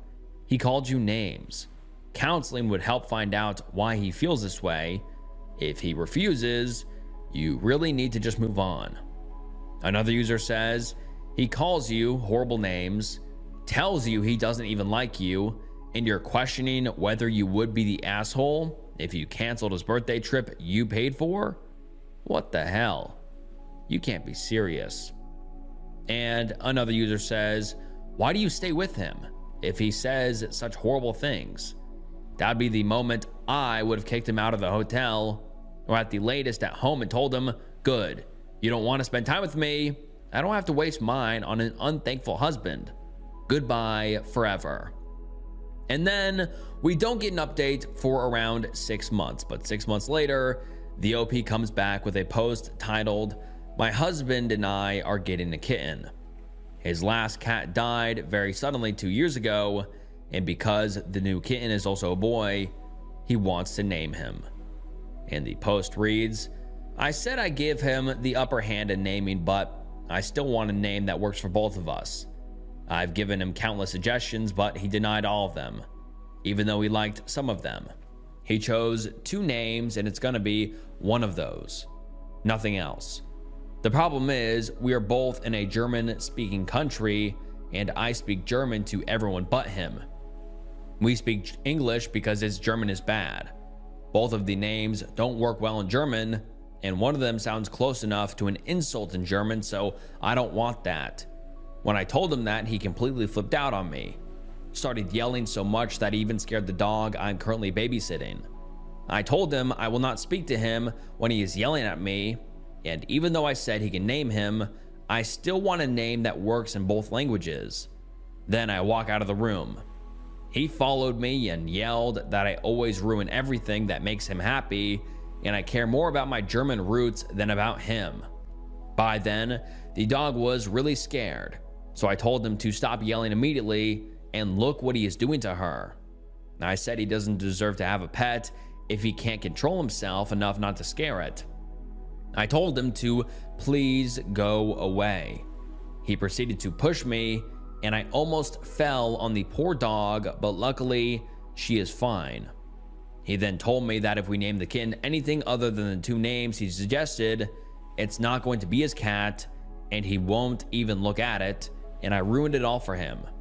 He says it's all my fault for pissing him off, but I ruin everything for him.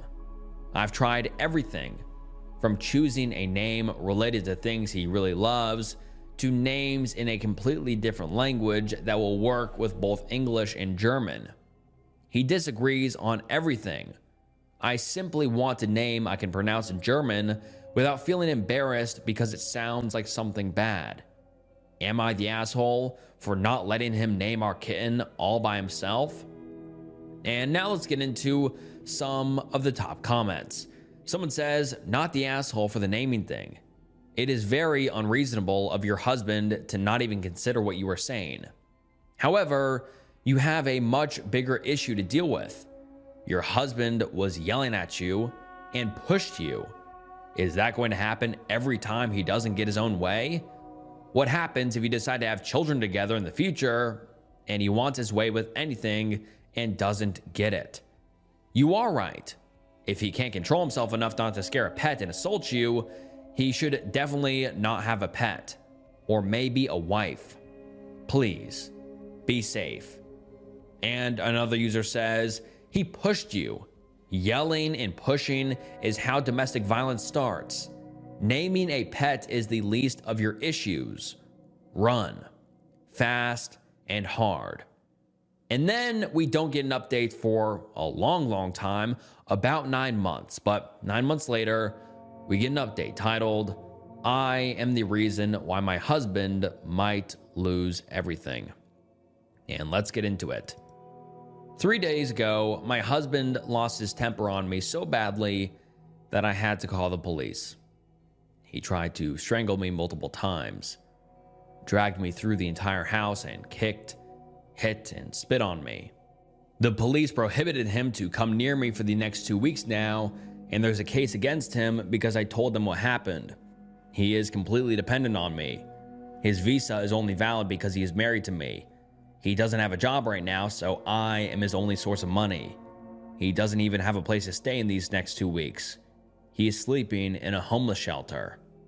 He has back problems and it's cold where we live, so he is probably in pain because he has to be outside all day. The criminal case against him will very likely impact his stay and his future citizenship. I know it's wrong to feel that way, but I feel horrible and very sorry for him. It wasn't the first time he hurt me physically, but I never called the police for fear of what would happen to him. He has nothing to go back to his country of origin. I feel so bad that he might lose everything because of me. He blames me for provoking him, and maybe he's right. I want to separate from him. I'm so afraid of him and what he would do the next time he gets angry.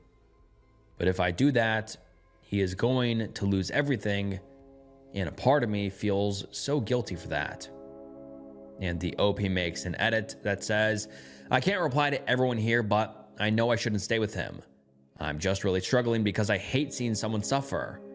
By law, he has to attend 6 hours of anti-aggression training now, and his first appointment will be today. I am also in contact with the local DV organization, and if I decide I want the restraining order, they will help me get it. And now let's get into some of the top comments. Someone says, it's not your fault. You did nothing wrong. By the way, may I know what caused him to lose his temper? And the OP responded and said, he kept listening to music on the highest volume on his phone. I asked him multiple times to please wear headphones. He wouldn't do it. Eventually, I just got frustrated and switched the music off and took the phone. I know it was wrong and I shouldn't have done anything to provoke him. He was on me immediately, choking me, and wouldn't stop even after I gave him his phone back. He continued to choke and kick me through the apartment, threw our wall decorations on me, and so on. I didn't want to call the police because it's kind of my fault, but it went on for almost half an hour, and I thought he was really gonna kill me this time. To be honest, I wish he got arrested. At least he wouldn't be outside in the cold. If he just had a place to stay, I wouldn't feel so bad for him, but here they don't arrest for domestic violence. They just tell them they aren't allowed to come back for 2 weeks and let them go. I'm terrified that he's going to turn up behind me when I leave the house at some point. I barely go out now. And another user says, what country is he from? Asking the real questions. And the OP responds and says, Egypt. And another user says, where do you guys live? I'm sorry you have to go through this terrible situation. And the OP responds and says, we are in Europe, in Austria. It's okay. I am coping. I just wish he had a family or anyone to go to, because then I wouldn't be tempted to let him live with me again, just because I don't want him to be on the street. And another user says, it's not because of you. He is abusive. Partners who strangle are among the most dangerous abusers out there. If a victim is strangled even one time, studies show she is 750% more likely to be killed by her abuser. I know it's so much easier said than done, but maybe this is your chance to leave and put a safe distance between you and him. If you can, advise the police that this is not the first time and tell them that you are scared he will harm you in retaliation after he is allowed back. And another commenter responds to that and says, this 100%. This man is very likely going to kill you, especially now that you've called the cops on him once. He is the source of his problems, and you should not feel bad whatsoever. You need to stay away from this man if you value your life. And someone responds to that and says, this is not hyperbole. This is not internet silliness. This is just plain facts. You are in serious danger with this man. He is likely just a step or two away from killing you. The progression and timeline of what he has done to you is actually very common, and it leads to the man killing the spouse. Please, please do not take the blame for this. Please seek loved ones and support away from him. Do not ever interact with him in private. Don't even go back for your stuff. Get friends to help come protect you. This sounds bad. And then the OP posts an update 2 weeks later titled Update on My Post. A few days ago, I wrote a post on here about calling the police on my abusive husband and feeling very bad for doing so because he might lose everything because of me.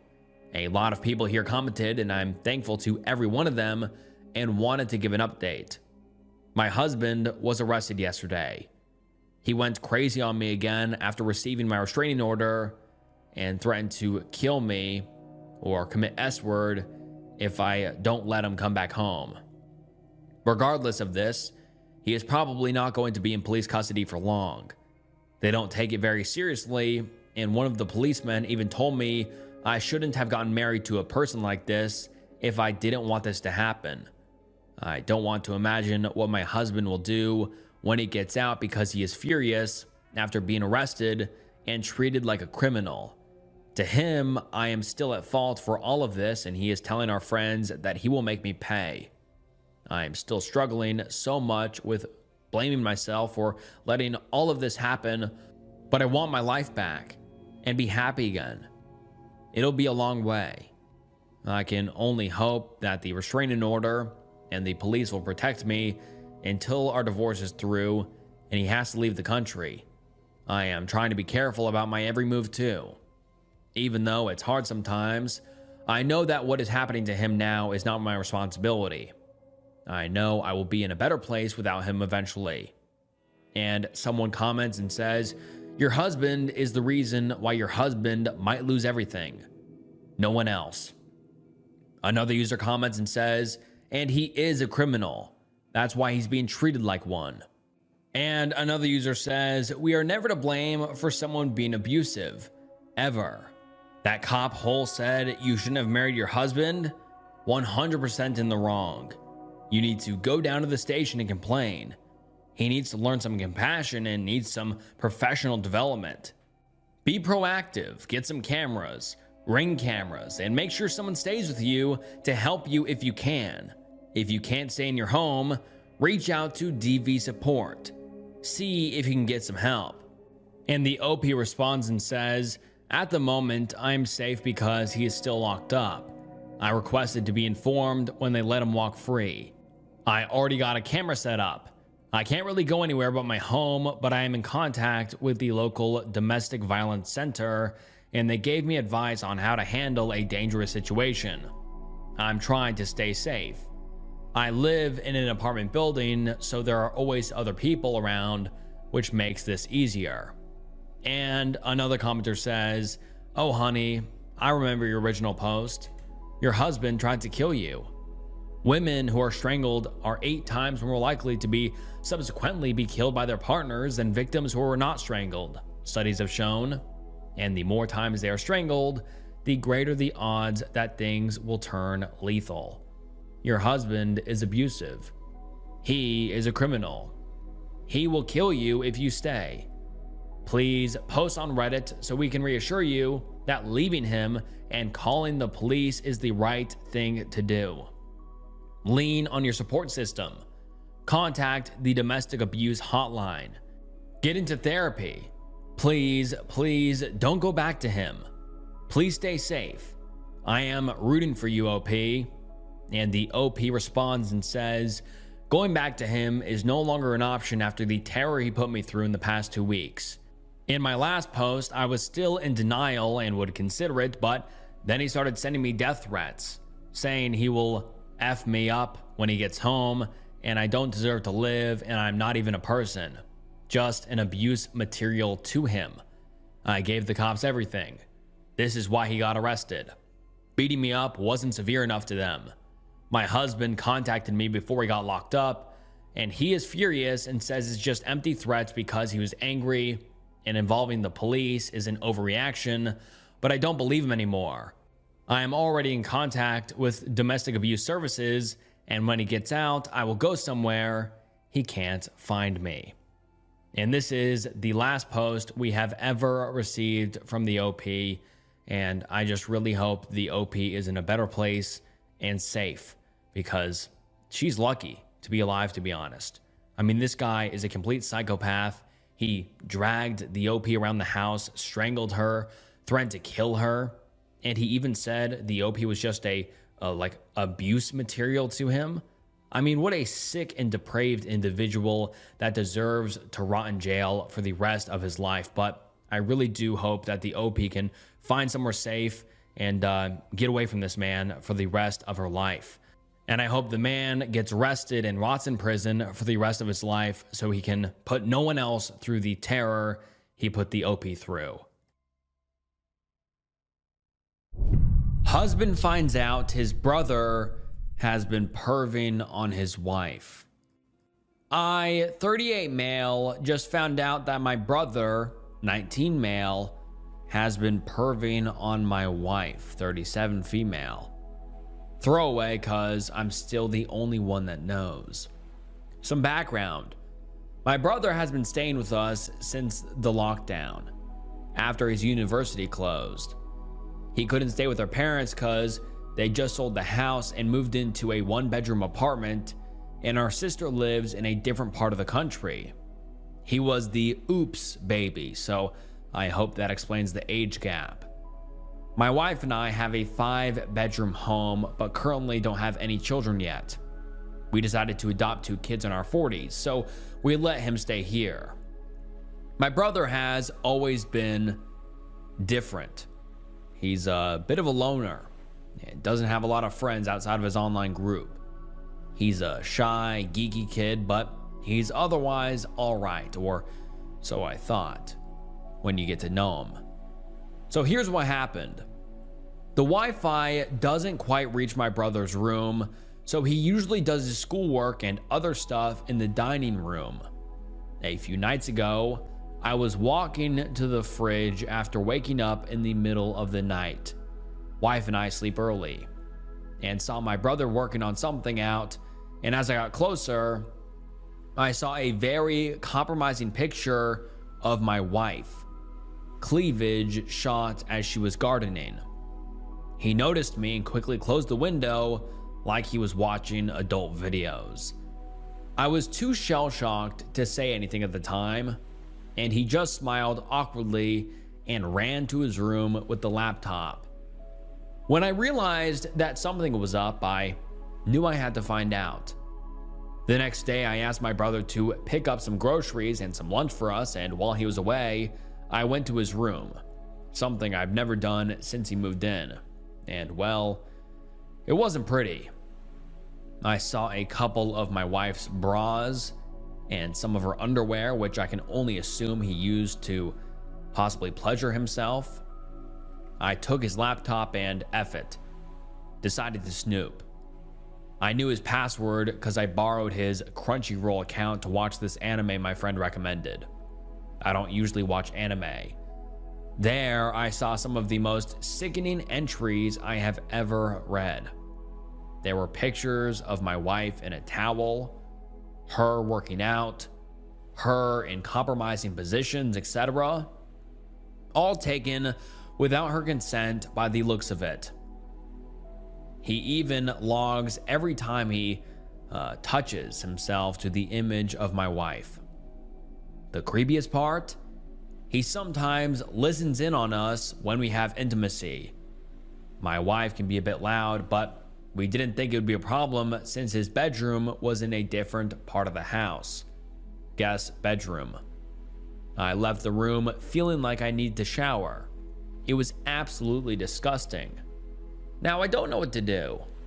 I find myself fighting the urge to pummel him into next week every time I see him. I haven't told my wife yet cause I'm 100% sure she will feel violated and disgusted, so I want to find the best solution first before doing so. I so desperately want to kick him out, but he has nowhere else to go. Even if I do, what should I tell my parents? The truth? This will most likely break the family apart.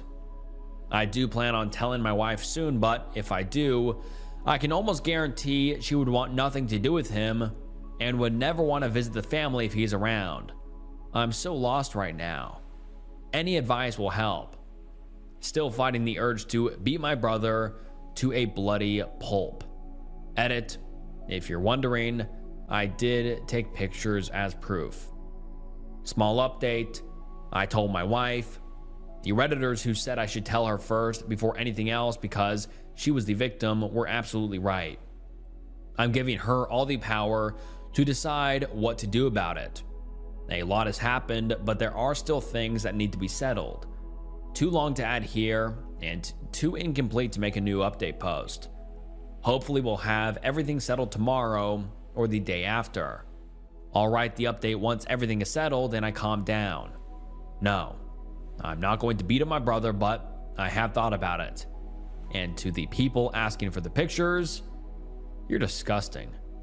Hope the women in your life are proud of you. That's my wife.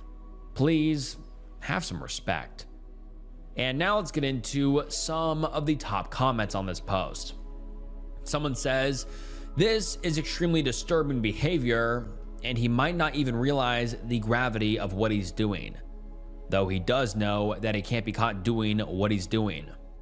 I think you guys need to have a talk, maybe in the car, one-on-one.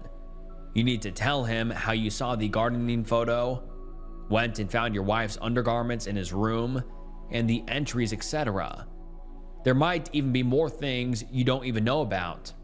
He'll probably try to refute part of this by saying you invaded his privacy by going into his room, but legally, it is your house, and you had rightful suspicions. Not sure what the legal case is for logging into someone's laptop though. This would be an upsetting conversation for me to have personally, but try to control your emotions. I'd tell him that this needs to be stopped immediately or he has to leave. Conversely, if you feel like you can't keep this from your wife or you simply can't stand to have him around anymore, then I think you're completely justified in kicking him out. Either way, I think it's important to call out this behavior.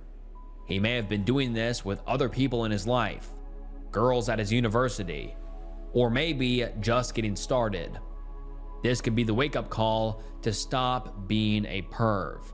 And the OP responds and says, he's 100% leaving either way. I can't keep this from my wife, and she will definitely want him out, as I do too. The only concern here is what it might potentially do to our family. Sister will most likely take my side, but I don't know what my mom and dad will think. Family gatherings are going to be here from now on, and there's no way I'm letting him back once he leaves. And then we don't get an update for a few weeks, but we finally get an update, and let's get into it. This update was long overdue, so I apologize to everyone who waited for this. I've had daily messages asking me about what happened, and now that I'm in a better place to actually talk about it, I can tell everyone about what happened. First of all, thank you to the Redditors who pointed out that I should tell my wife first before confronting my brother. You were right. She did appreciate the fact that I gave her control over the situation. I told my wife the next day after posting, and needless to say, she did not take it well. She says she feels violated and unsafe in her own home. See, the thing is, my wife and I have been together for almost 15 years, so we literally saw this kid grow up. We took him out to the movies, to the beach, etc. We sometimes even joked to my parents that he was our practice baby. My wife has a tendency to distrust people in general, as a lot of people in her life have let her down in the past. Imagine how hurt and betrayed she was when she found out someone she trusted and loved dearly betrayed her like that. Honestly, if I wasn't consoling my wife then, I probably would have gone through with the initial idea and beat the ever-living crap out of my brother. After she calmed down and went to sleep, I called my sister and talked about the situation. My sister and I are close, given that we're Irish twins. I feel like she needs to know because she has 2 teenage daughters herself, and who knows what my brother would do to them if given the chance. We talked and she was clearly mad. She loves my wife like a sister, and they're quite close themselves. She said she would support whatever decision we make, and that our brother would also be unwelcome at her place for the foreseeable future. Then we confronted my brother. At first he denied it, but when we showed him the evidence, he started ugly crying and begging us to forgive him. I gave him an ultimatum. Either he lets me in his phone, laptop, and delete everything, or I call the police. There was so much more shit on his computer than I initially thought. So many more stolen pictures of my wife that were definitely taken without consent. He even recorded the audio of us having intimacy. Who does that? So after hours of me looking for as much stuff as possible and pretty much clearing out most of his hard drive, he eventually left without much of a fight. Oh, and we definitely threw out my wife's defiled underwear and are most likely going to have the room he stayed in cleaned professionally. I checked, and thankfully, he didn't have any hidden cameras anywhere. Oh, and if you're wondering how we got pictures of my wife in a towel, the shower for the masters doesn't have hot water yet, so my wife used the share one in the same area. She would usually walk out of the bathroom with just a towel and go change in our walk-in closet. This shouldn't have been a problem because the guest room was in a different part of the house, far from the main bedrooms, and it had its own bathroom, so my brother had no reason for being there. Needless to say, my wife is still shaken up about the whole thing, which is why I didn't think about writing an update until right now. I'm sorry, but My wife's well-being is my priority above everything else. My mom eventually called me asking what happened. She seemed very confused, so I figured my brother didn't tell her anything at all. I told her what happened, and needless to say, it did not end well. She kept asking me to forgive my brother and take him back.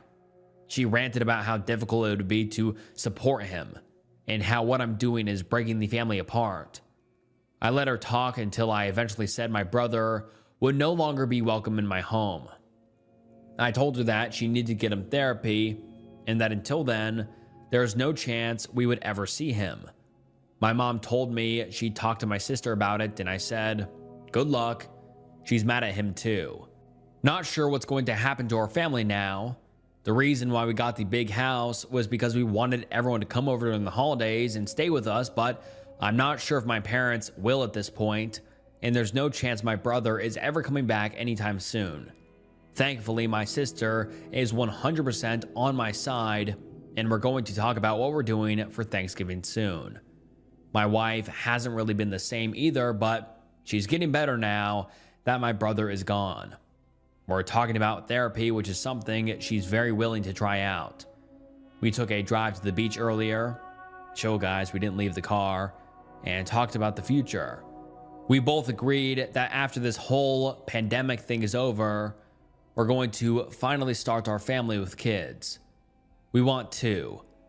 Being a mom is something she always wanted, but we both wanted to be financially secure enough to give them a good life, and for us to be in a good position where we didn't have to work so much and just spend time with them. The sparkle in her eyes when we talked about our life together with kids told me that while things aren't good right now, we're going to be okay. I honestly can't wait to be a dad myself. So yeah, long story short, my brother is gone. Wife is still sad. Sister is on my side, but mom isn't, and I'm going to be a dad in a few years. Thanks to everyone who gave me their advice. It honestly helped me clear my head and make the right decision to tell my wife first. Oh, and to answer questions that may come up, no, we did not go to the police. My brother deleted everything voluntarily and left without a trace. I'm sure the pictures are still out there somewhere, but thankfully, they aren't too explicit that it would severely damage my wife's reputation. And no, we aren't going to try and get pregnant or anything like that. We plan on adopting, which is something we both talked about early on. So again, thanks to everyone who messaged and commented. I may not have read everything, nor have I replied to everyone, but rest assured, you are all greatly appreciated. And that is the last update we have ever gotten from the OP. My new boss that I've never met asked me to come to their home. Is this normal, or should I be concerned? Hi all, I, 26 female, recently accepted a remote job after 2 rounds of interviews. The job seems to be with a legitimate company, and the owners I met over Zoom match up to the website, but after accepting the job, I was never sent anything to sign. They haven't done any background checks or even asked for my full name or date of birth. It is a small business, so maybe that's not odd and it just slipped their mind.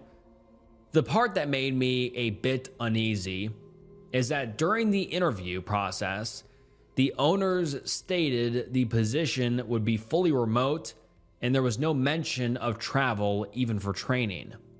Now that I'm hired, in quotes because there's no proof and I haven't signed anything, they've asked me to travel about an hour and a half to one of the owner's homes for training.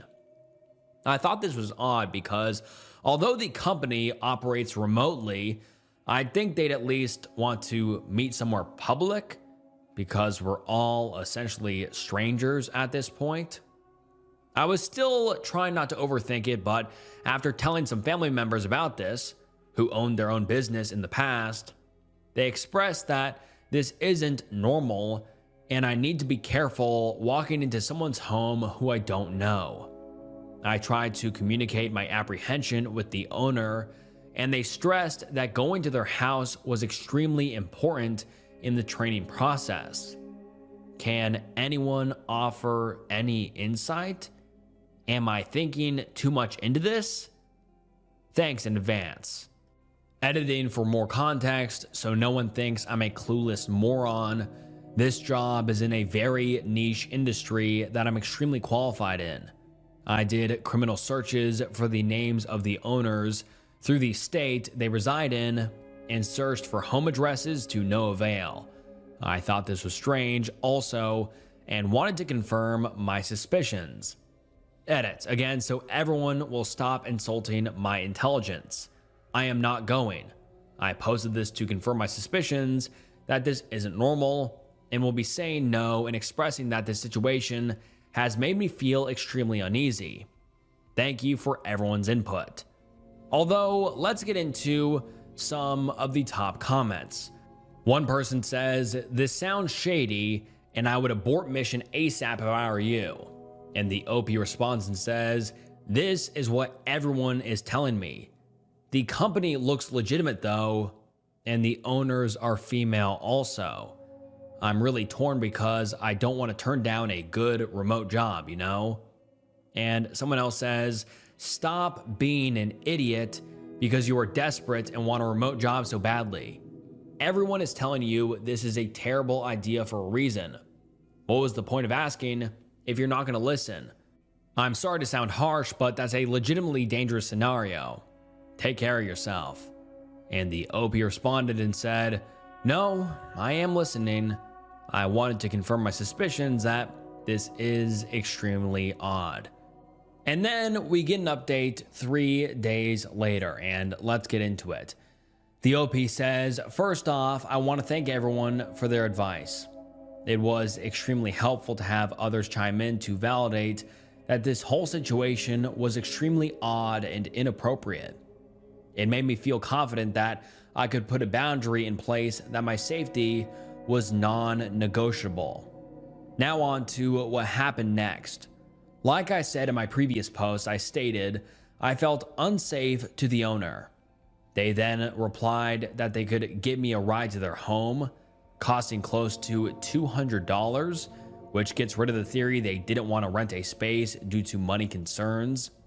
I declined the ride and then repeated my concern about safety going to their home and asked if we could do the training remotely or if we could meet in a public space where I could possibly bring someone.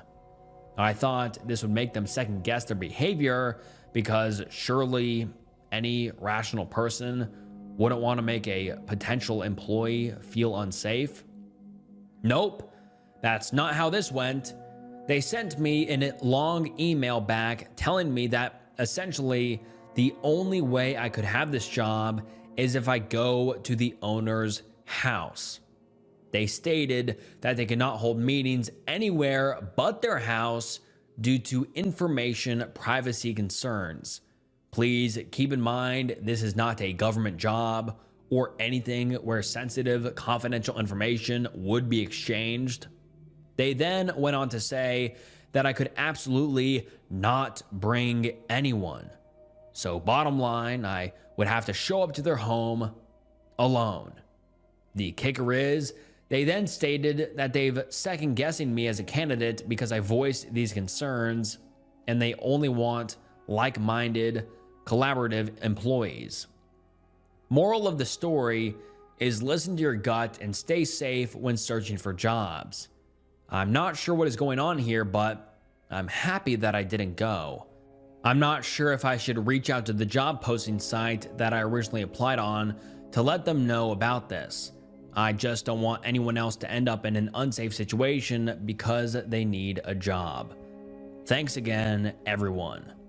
And now let's get into some of the top comments. Someone says, "Whether or not this was a plot to murder OP, there is so many red flags about what they were asking her to do. I can't believe she even needed to ask Reddit about this one. I guess she hasn't seen enough horror movies." And another commenter says, "I mean, obviously it was a scam or trap or criminal operation of some sort. No question there. It's very clearly sketchy AF. I can't help but be curious about What kind though? Was she going to get abducted like in Taken? Or was it some kind of desperate Amway pitch? Fortunately, we will never know. And someone replies and says, exactly. This is one of those rare occasions where I'm happy that the conclusion is boring. And luckily, that is the last time the OP ever posted about this. But that last commenter we just read there is totally right. It is great that that last update was boring, because otherwise it could have been horrific. The OP could have been abducted or kidnapped or something horrible. I mean, I also find it especially scary that in that final email the OP had with the quote-unquote job, was they reiterated for the OP to go alone. They weren't allowed to have anyone with them. To me, that's just so scary. How, like, if the OP would have gone, they would have been completely alone in the middle of nowhere, and who knows what was waiting for them at the, entrance of this house. But what do you guys think? Do you think the OP was going to get murdered, kidnapped, abducted, or what sort of operation even was this? Obviously sketchy, but what was possibly awaiting for the OP? But luckily, the OP seems safe and sound, and hopefully they ended up finding a good remote job. Am I overreacting? I'm super creeped out by a man I went on a date with. I, 30 female, was talking to a guy, 30 male, that I met on Tinder a month or so ago. I've been on these dating apps off and on for a couple months, and wow, it's rough out there. I was about ready to delete them all when I matched with this guy. We hit it off super well.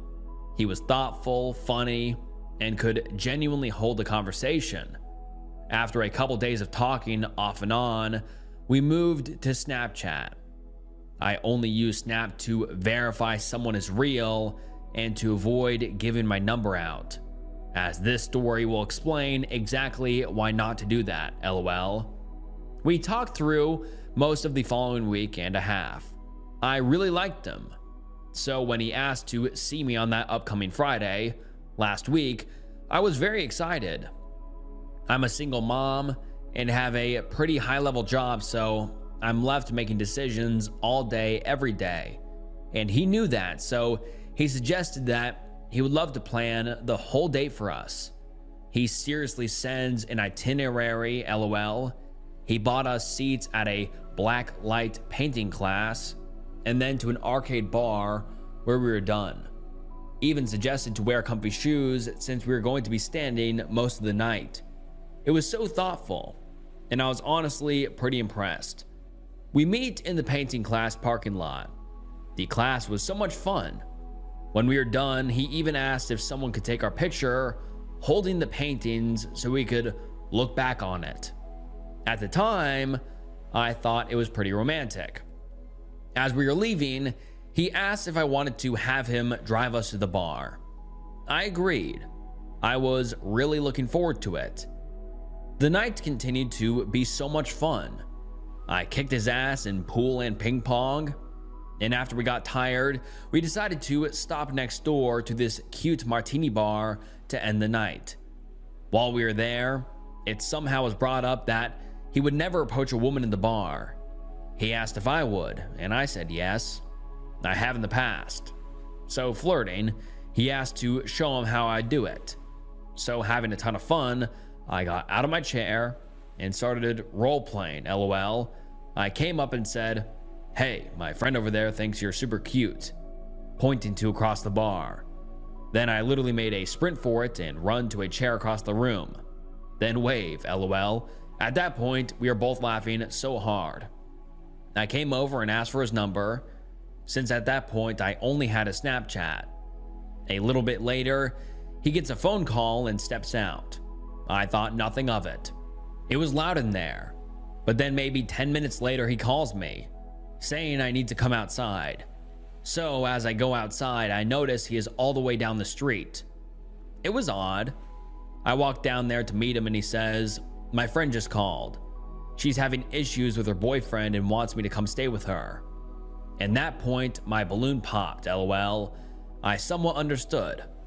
I have guy friends, but it was weird and I resigned it to the dates being over. I said, okay, well, let's just go then. It was late anyways. He says no because he told her that he can't just leave me.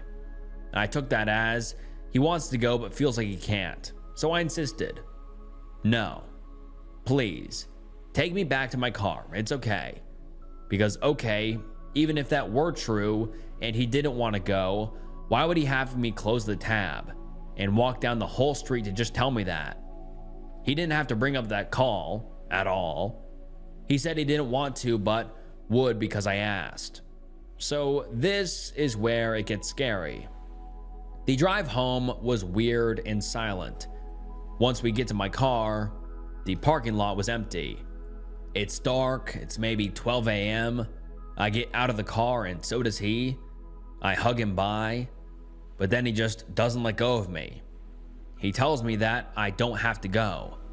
I say yes, I'm leaving, and try to kindly push him off of me, but he doesn't budge. So then I say very directly, let me go. He lets go immediately and holds his hands up like I'm being crazy. I walk around to my driver's side door, but he follows me. He stands between me and my car. He asks if he can have another chance and tried to hug me again. I step backwards, avoiding it. He then suggests that we can still have intimacy if I wanted to. I said no. So then he said, can I at least get a goodbye kiss?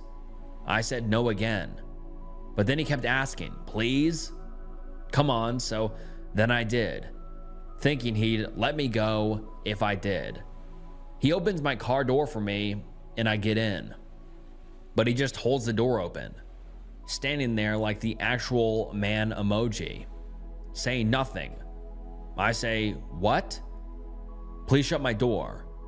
And he asks if he can have another chance. I honestly felt like he wouldn't shut my door until I agreed to it, so I did. Then he says, call me when you get home. I say, I'll text you. He said, no, you're going to call me. Then shuts my door. But then he just stands there, blocking my car. So I hesitantly roll my window down and tell him to move. He asks again if I'll really give him a second chance. As I'm slowly driving away, trying not to hit him, I yell, sure. To that, he comes back up to my car, making me hit my brakes, and puts his hands down on my windowsill / rolled down window and says, okay, call me when you get home. And I say, okay. I drive off immediately and start crying. I was so overwhelmed. I don't text him or call, but maybe 20 minutes later, he calls me on Snap over and over and over again. I turned my phone off. I figured I just needed some sleep and maybe I was overthinking things. I did have a couple of drinks. The next morning, I get a long snap from him saying how impressed he was by me and he's so sorry about that phone call. She's just a friend and that he wants another chance. I respond, calling him out on his behavior and that he's apologized for the wrong thing and that he terrified me. At that point, he video called me again on Snap. I could see that he was at the grocery store, if that even matters, lol. I blocked him. Then he called me on his cell phone. I blocked that. I continued to block him on everything, even if we didn't follow each other. On Facebook, Instagram, LinkedIn, Tinder, Hinge. Maybe an hour later, I get a text from a random unsaved number with an enormous message from him, starting it as, I realize you've blocked me. I'm not trying to intrude or stalk you in a way, but ... And then profusely apologized for the way he made me feel and that he won't ever reach out again without consent. I blocked that number. I didn't respond. If I had to guess, that was from his work phone that I had seen in his car. When I was getting out at the bar, I said, oh, you forgot your phone. And he said, oh no, that's just my work phone. A week goes by without hearing anything, but then I get a message from Social Flowers. I was confused.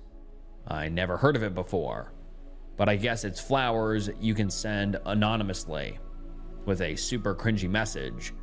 My birthday was in a couple of days. It said pre-birthday wishes, like petals kissed by dawn. They carry a tender wish, unfolding sweetness to wrap your heart in light and warmth. A quiet gift to brighten your soul's garden. These flowers hold my wish to mend any missteps. Each petal a quiet regret and hope to make it right. You left a lovely impression. I'd love another chance. Then he signed his Instagram handle instead of his name. WTF? I declined the flowers. After a couple of days, I hadn't received anything, so I thought maybe it was over. But then, while I was at work, I get a notification on Snapchat that blocked user has created a new account. This was the random number he texted me from, assuming his work phone. I had saved it under his name and blocked just in case. I'm glad I did. I immediately blocked his new Snapchat, scared that he would try to add me or reach out again. I'm so confused because my friends are laughing it off as if he wanted to, he would type of jokes. But I'm genuinely creeped out. I've bought pepper spray and am constantly looking around for him when I'm in public. Am I overreacting? What do I even do? I feel like something should be reported. I don't know to who or for what, but this does not seem normal.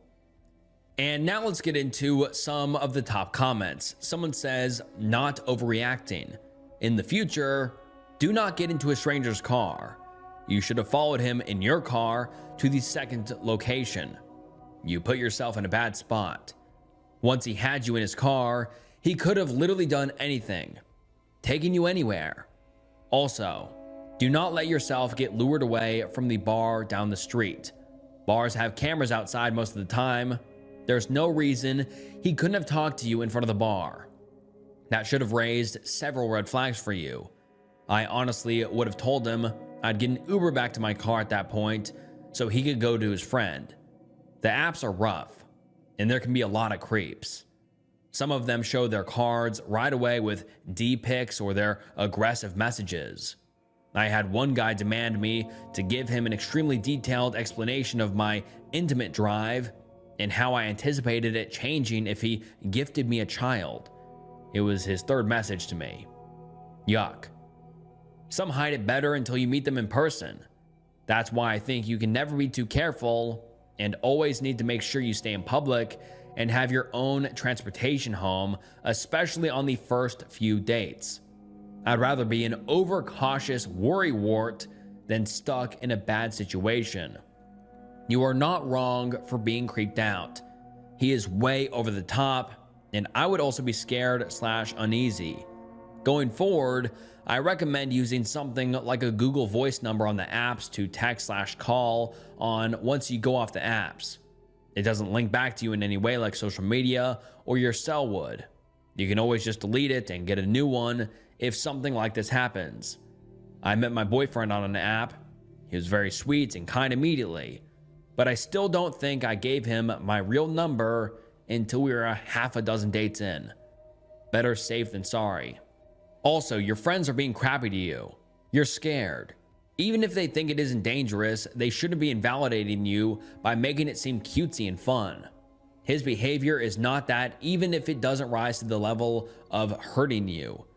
You can report it to the police, but it'll honestly be a waste of your time. They will not do anything about him being a creep.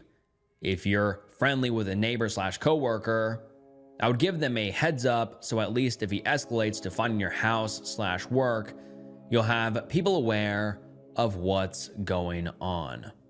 And then another user says, this guy is a creepy effing weirdo. He's the worst and scariest type of guy to a woman, I'm sure. Someone that can be charming, thoughtful, funny, and just an all-around nice guy, seemingly. 2, I'm about to strangle you and dump your body. Who the F acts like that? What a freak. You definitely didn't overreact. And I'm sorry, but your friend group are all assholes. I wonder how they'd react if the roles were reversed. I think you should definitely be hyper vigilant at all times from now on, and always have your mace in hand. I don't know what country you're from, but I'd maybe try and get some bear spray instead of pepper spray. I've seen plenty of people not really react to pepper spray, but every single time I've seen someone sprayed with that bear spray, it has stopped them in their tracks. Good luck, OP. Hopefully this creepy guy doesn't try to contact you again. And then the OP makes an update post on the same post, which reads as follows: I'm so glad I posted this because I genuinely see how serious it is now. I haven't dated much, so this opened my eyes quite a bit. As for a few of the comments, I want to elaborate on a few things. I did report him to Tinder. We were out for about 6 hours. I had a drink while painting, then a drink at the martini bar. I was not intoxicated. I realize any amount of alcohol and driving is unsafe, but I was willing to take that chance in order to get away from him as quickly as I could. Hell, I even kissed him. It is not something I would have done in any other circumstance. I have alerted my manager, since he knows where I work. And it doesn't make sense to me either. Why would he do this? I was confident he was such a good guy until we left. It was like his personality completely flipped, which left me confused and doubting myself. Since he seemed so genuine and sweet for weeks that I was actually going crazy trying to justify how things ended with him. Like maybe it really was just a misunderstanding. I realize now it wasn't, LOL. And I'm so glad it happened on the first night. I can't imagine how things would have gone if our relationship progressed and he got my address, because I really would have looked past that phone call. Lastly, for those of you asking, this is what he sent from his work phone after I called him and blocked him. And the text reads as follows, quote, I understand that you've blocked me on everything, and I completely respect your need to cut me off. I'm not trying to intrude or stalk you in any way, I swear to God.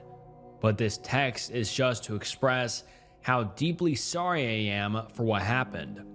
I had no idea you felt scared or mistreated, and learning how my actions affected you has shaken me to the core. I was at Walmart at the time I read your text, and I was stunned. The Walmart employee came over to ask me if I was even alright. I stood there 5 minutes in shock, unable to move.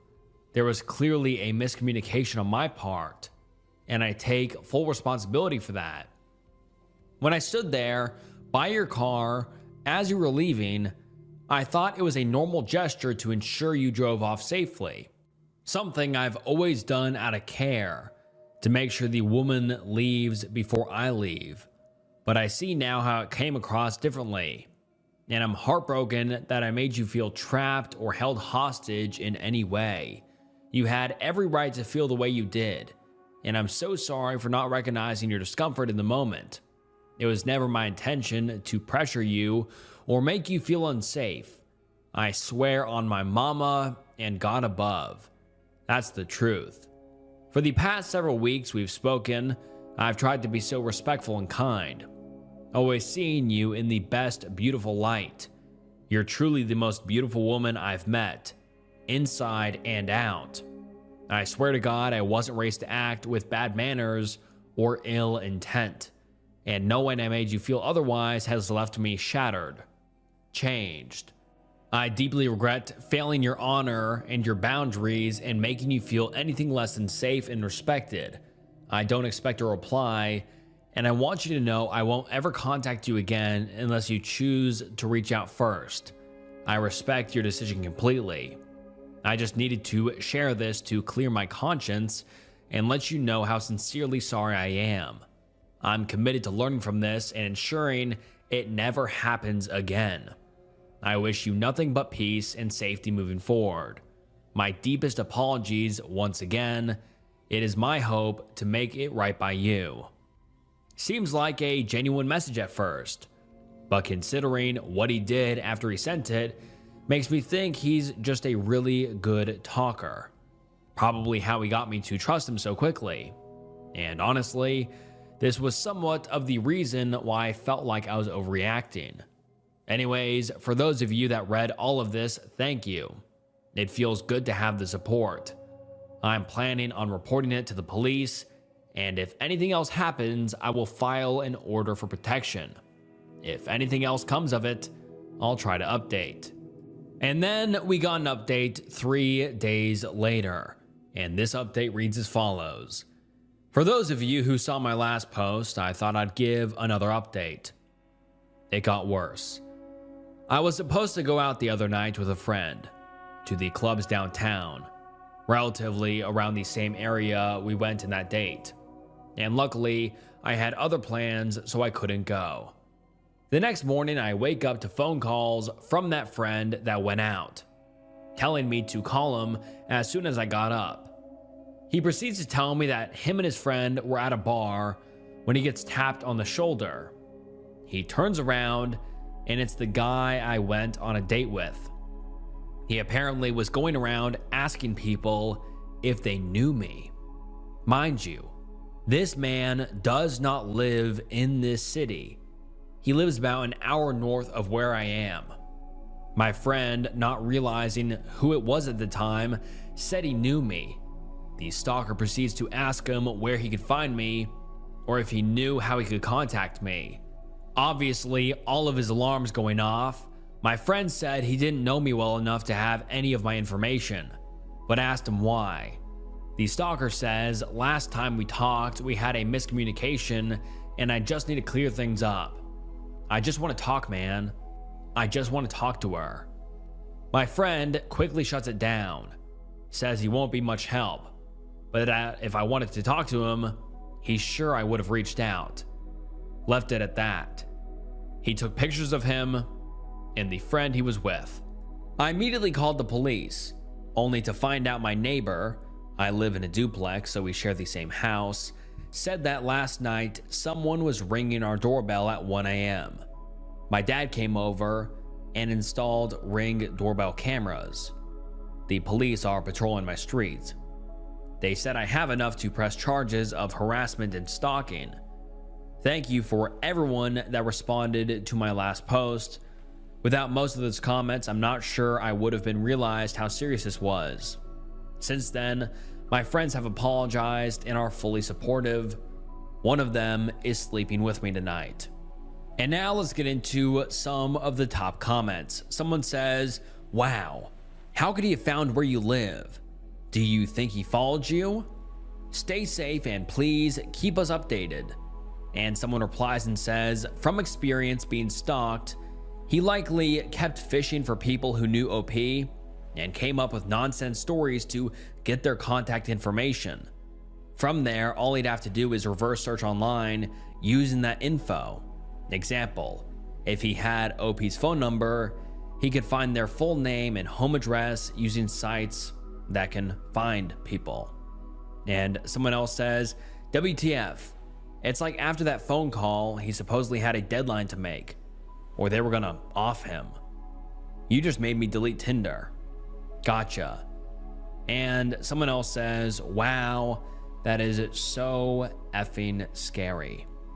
And then the OP posts a final update 2 months later, and let's get into it.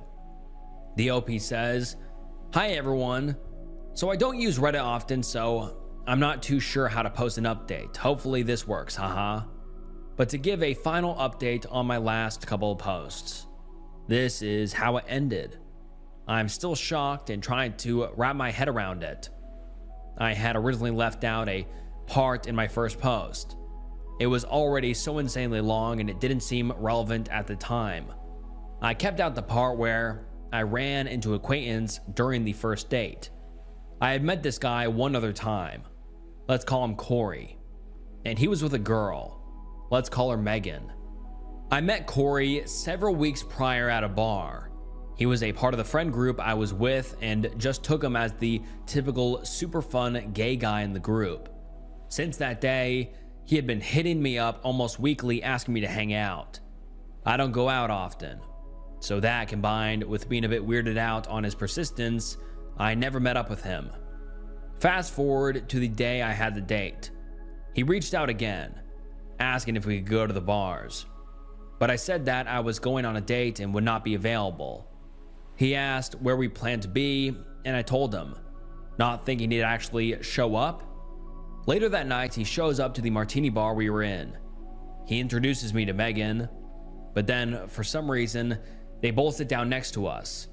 That's when my date got the phone call. So while he was outside, I was with these two people.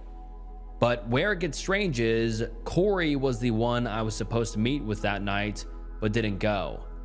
He was the one that called me to tell me that the stalker had been going around asking people if they knew me.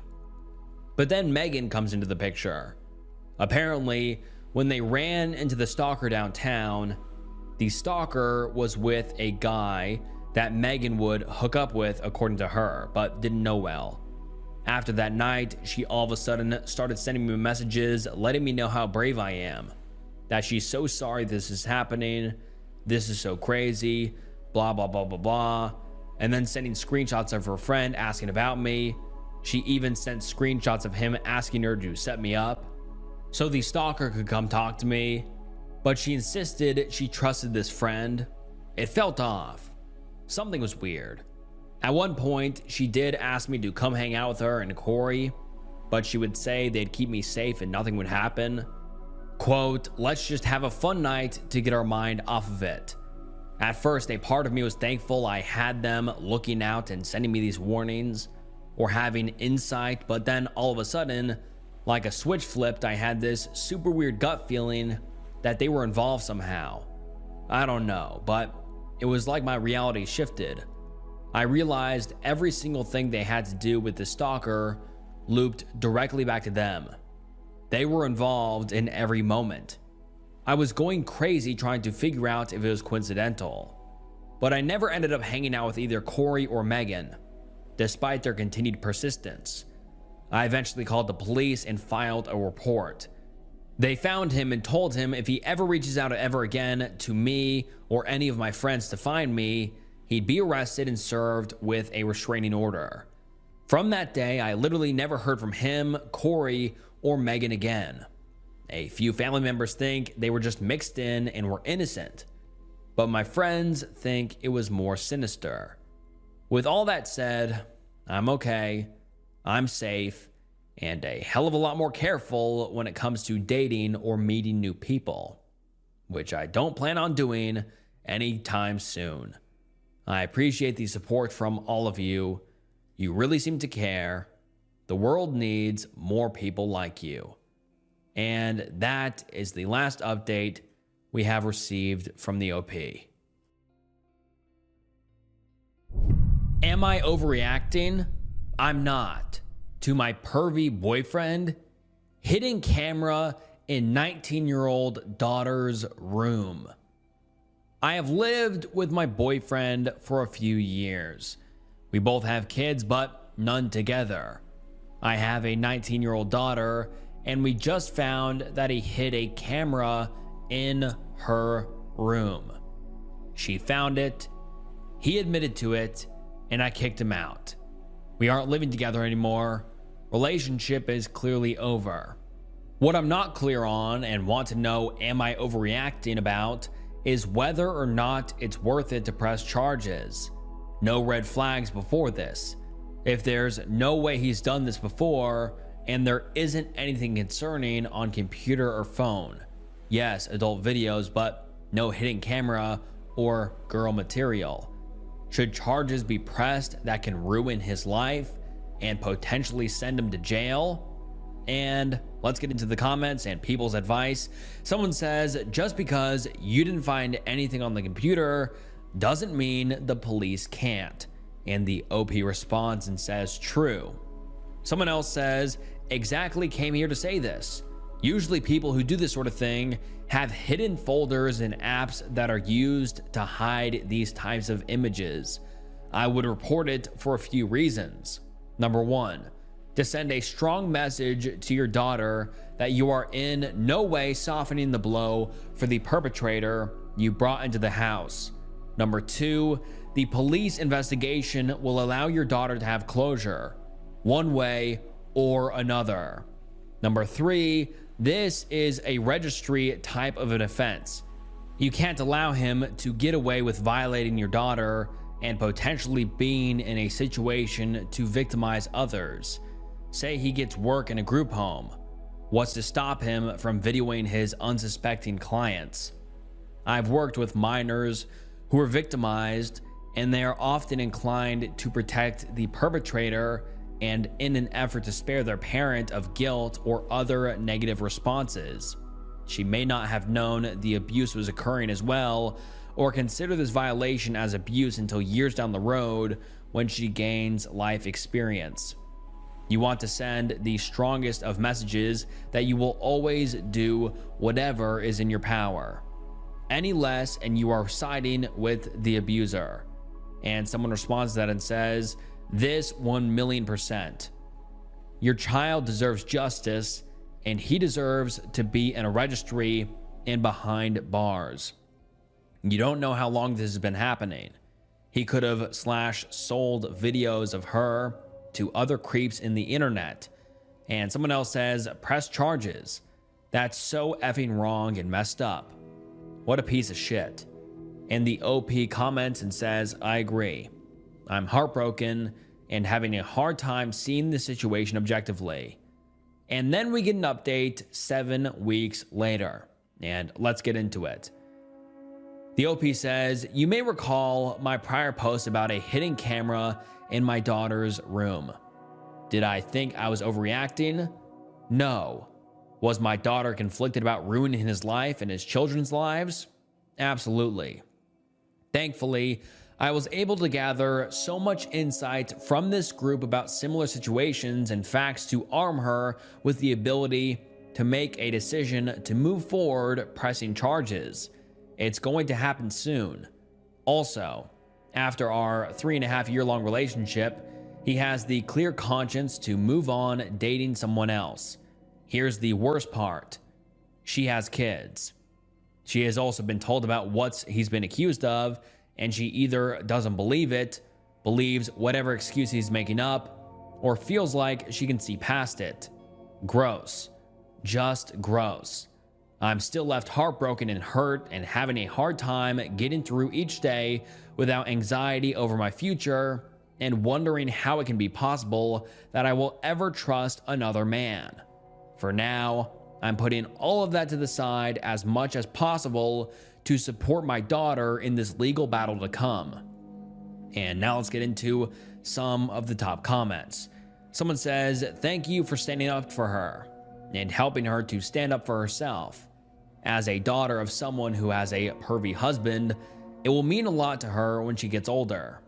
That guy needs to be stopped, and hopefully a lawsuit will help the new woman realize that this is a legitimate, serious issue.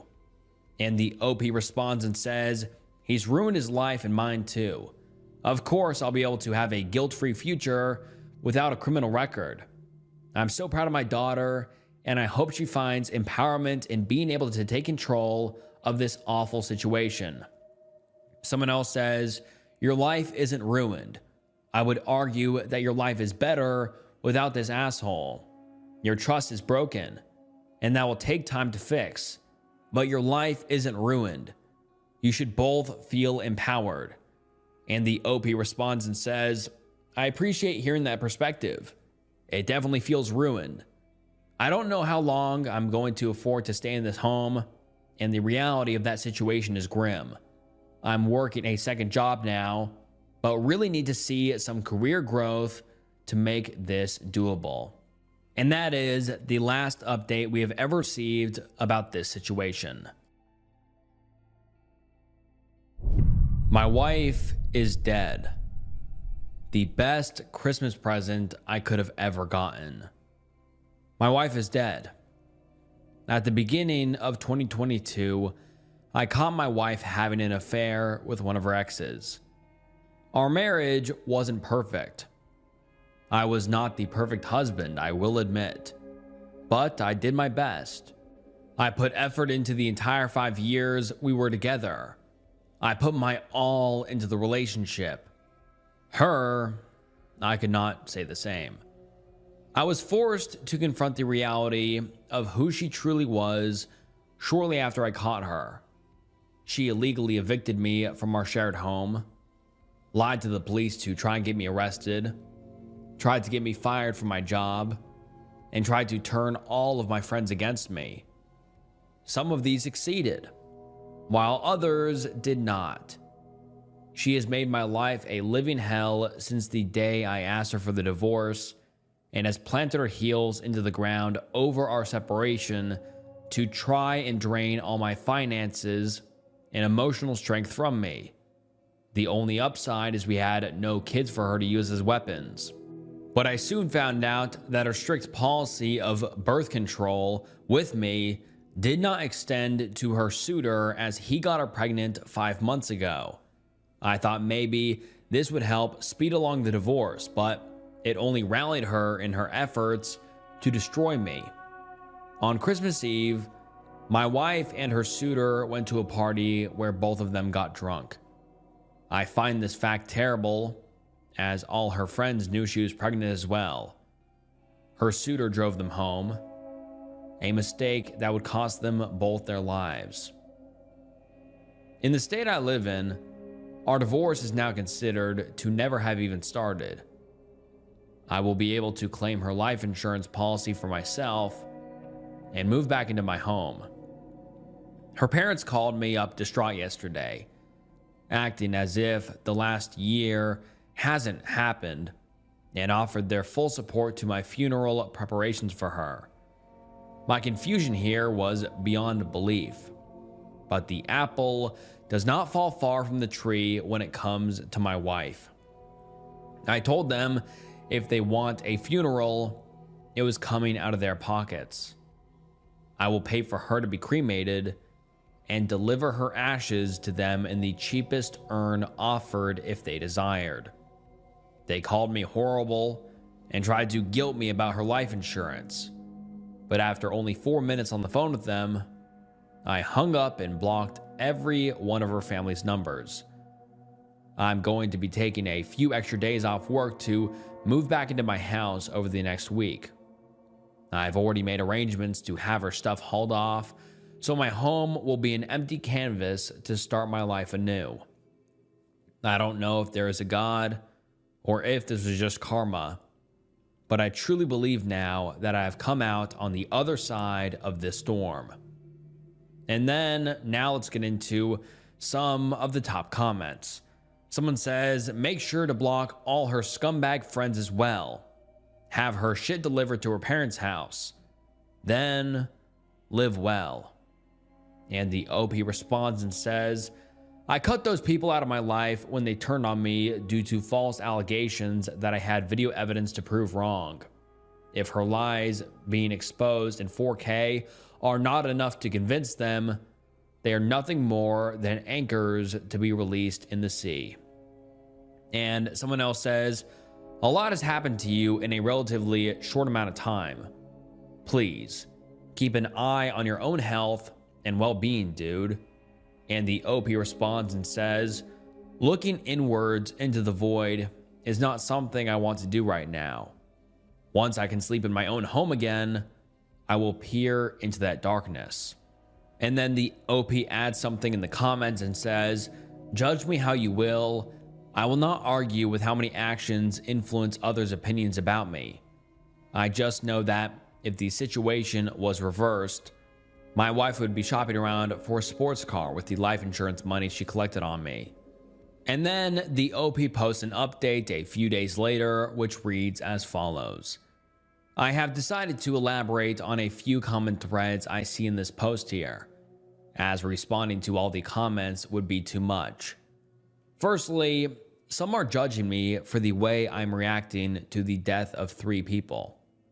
You're right. It is not normal, nor is it healthy. I feel no emotions toward my ex at this moment. All my hatred, resentment, and regret evaporated when I learned of her death. I feel nothing but relief right now. This void has slowly consumed me over the past few days. I feel numb, like I'm dreaming, like what happened is not real. This woman made my life a living hell for over a year. She set out to destroy me and would not stop until she did. I do not like the fact that I feel this way over the death of 3 people, but that is not a box I feel ready to unpack this moment. Secondly, I've reached out to my ex's mom today, and things are much more civil as of now. I'll pay the hauling company to move her stuff into one of their storage units, and they can figure out the rest. Her mother revealed to me that they cannot afford to host a funeral for my ex. I am 100% the legal beneficiary of her life insurance. Despite my past hatred for her family, I told her mother I will give them a small amount from her life insurance so they can have a service and arrange burial logistics for her. This is contingent on us cutting ties after, and I will not be involved any further in her funeral. I will still be talking to a lawyer. Lastly, I'm not going to elaborate any further, except the only lives lost was hers, her suitor, and their unborn child. Some are saying that I should sell the house. Right now, I only want to return to my home. The details of where I end up, either there or somewhere over the rainbow, are yet to be determined. I do not know what life holds for me, or for any of us. This event happened, maybe for a reason, or maybe the universe has no logic at all. This gift put an end to a period of my life that sent me to the brink of destruction. It's morbid to think that the death of 3 people was what pulled me to the other side alive. It's interesting how quick it can all change or end. And that is the last update we have ever received from the OP. OP was wrongly charged with murder after her mom died in hospice. And buckle up, guys, because this one is truly nightmarish. The OP's first post was titled, "It's Time," and reads as follows. Yesterday morning, I got the call that mom had suddenly fallen unresponsive and that I likely had less than a day to try to get back to Georgia to see her before she was gone. The call coincided with a 1 in 1,000 year weather event that grounded all flights, trains, or hope of a rental car out of the Northeast for at least 24 hours. I bought 3 plane tickets of $1,000 each, only to have them canceled one after another. Then, late last night, we found a flight leaving Washington, D.C. today at 5 p.m. Now we're on the Amtrak from New York City to D.C. I feel exhausted, defeated, trying to suppress the hope of arriving in time to hold mom in my arms once more before she's gone forever. I half wrote a eulogy at 4 a.m., and now my brain can do nothing but cycle through memories and strip me bare of every emotion but agony.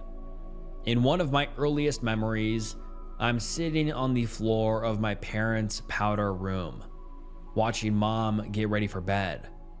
The house was quiet save for the exhaling walls as they settled in the night.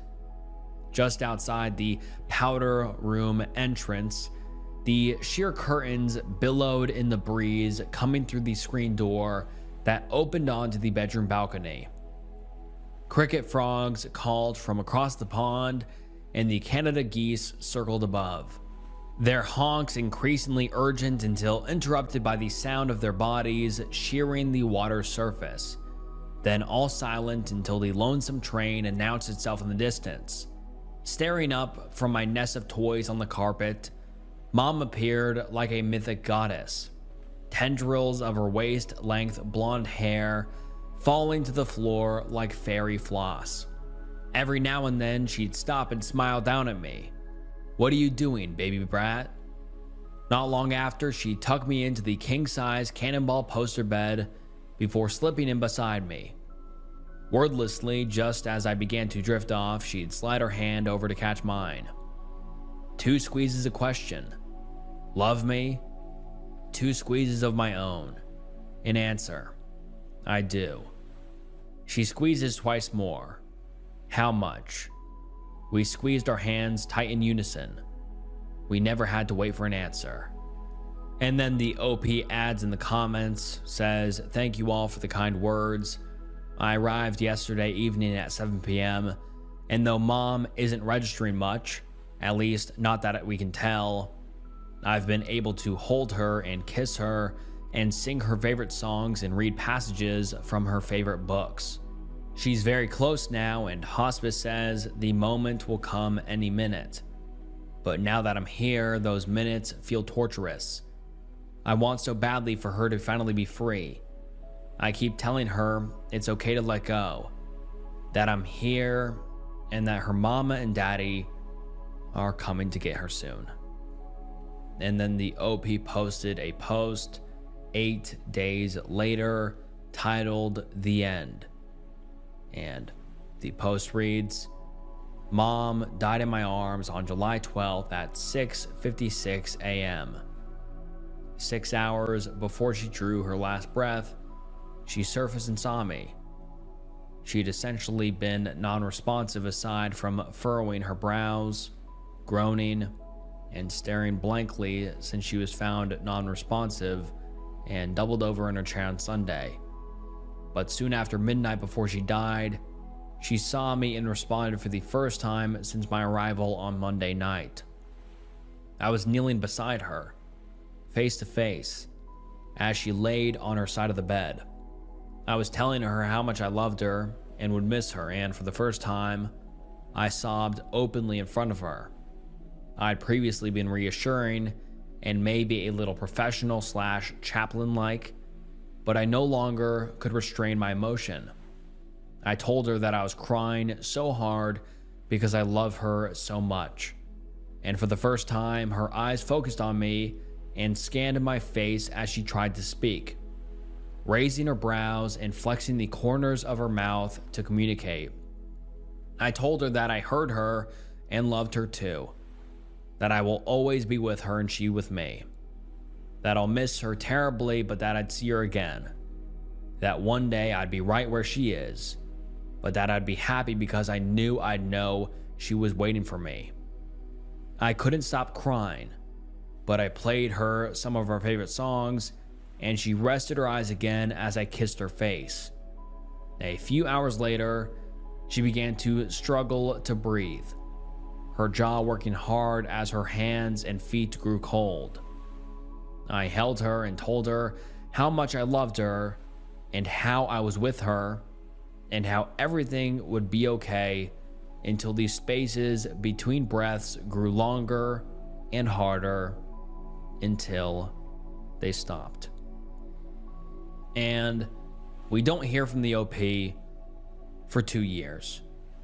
And 2 years later, the OP comes back with a post no one was expecting.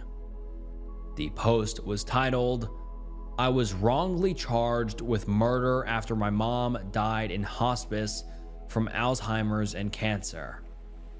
Now I'm trying to prevent the same thing from happening to other caregivers."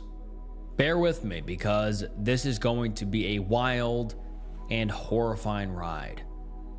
That said, many of you in this community may recall me, as I was a frequent poster throughout my mom's brutal decline from Alzheimer's and cancer, and another user linked my story in here after my arrest back in March. Now that I'm free, I want everyone who has loved one with dementia, especially if they plan to ever go on home hospice as well as I did, to know what happened. In July 2023, I was called by my mom's home hospice provider. She had end-stage multiple myeloma and Alzheimer's, and told I needed to get down to Georgia, from where I live in New York City ASAP. She'd been found doubled over, non-responsive, with an oxygen saturation in the 70s, and blackening fingers and toes. She had been declared actively dying by hospice staff, and I was told on the phone that she had hours to days left to live. My husband and I got there as quickly as we could, grabbed our comfort kit from the house.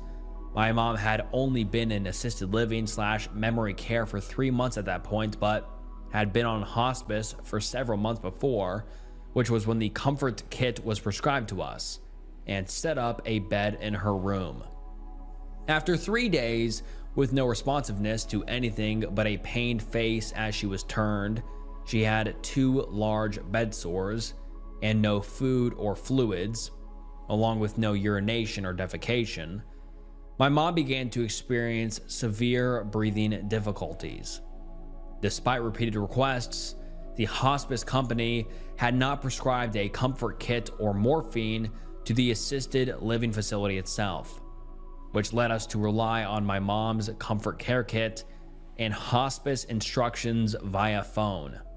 Sadly, the single dose did nothing to alleviate her respiratory distress, and she died as expected.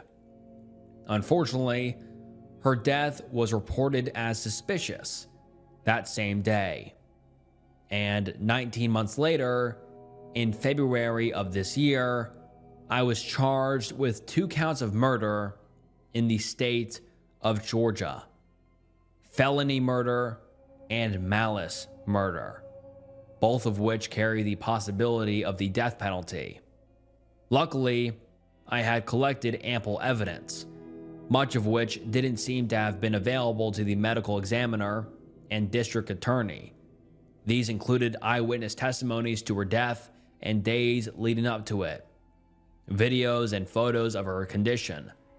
I'd been planning legal action for suspected malpractice, so I was documenting everything. Proof of her prescribed morphine, phone and text records, as well as hospice records that showed she had been declared actively dying, and that I was called down from New York City to be with her. With this new information, the medical examiner updated her cause of death, and it was no longer ruled a homicide. The DA then dropped all charges in August, and I was released from my $200,000 bond. Though I was cleared, the experience devastated me. I lost my career in a science/medical copywriter, my life savings and my husband's, my family. They cut all contact as soon as I became a suspect, and my reputation while grieving my mom's death, and the agony of both cancer and Alzheimer's, and fighting for my own life. But now that I'm free, I'm doing everything in my power to make sure that what happened to me never happens to anyone else ever again.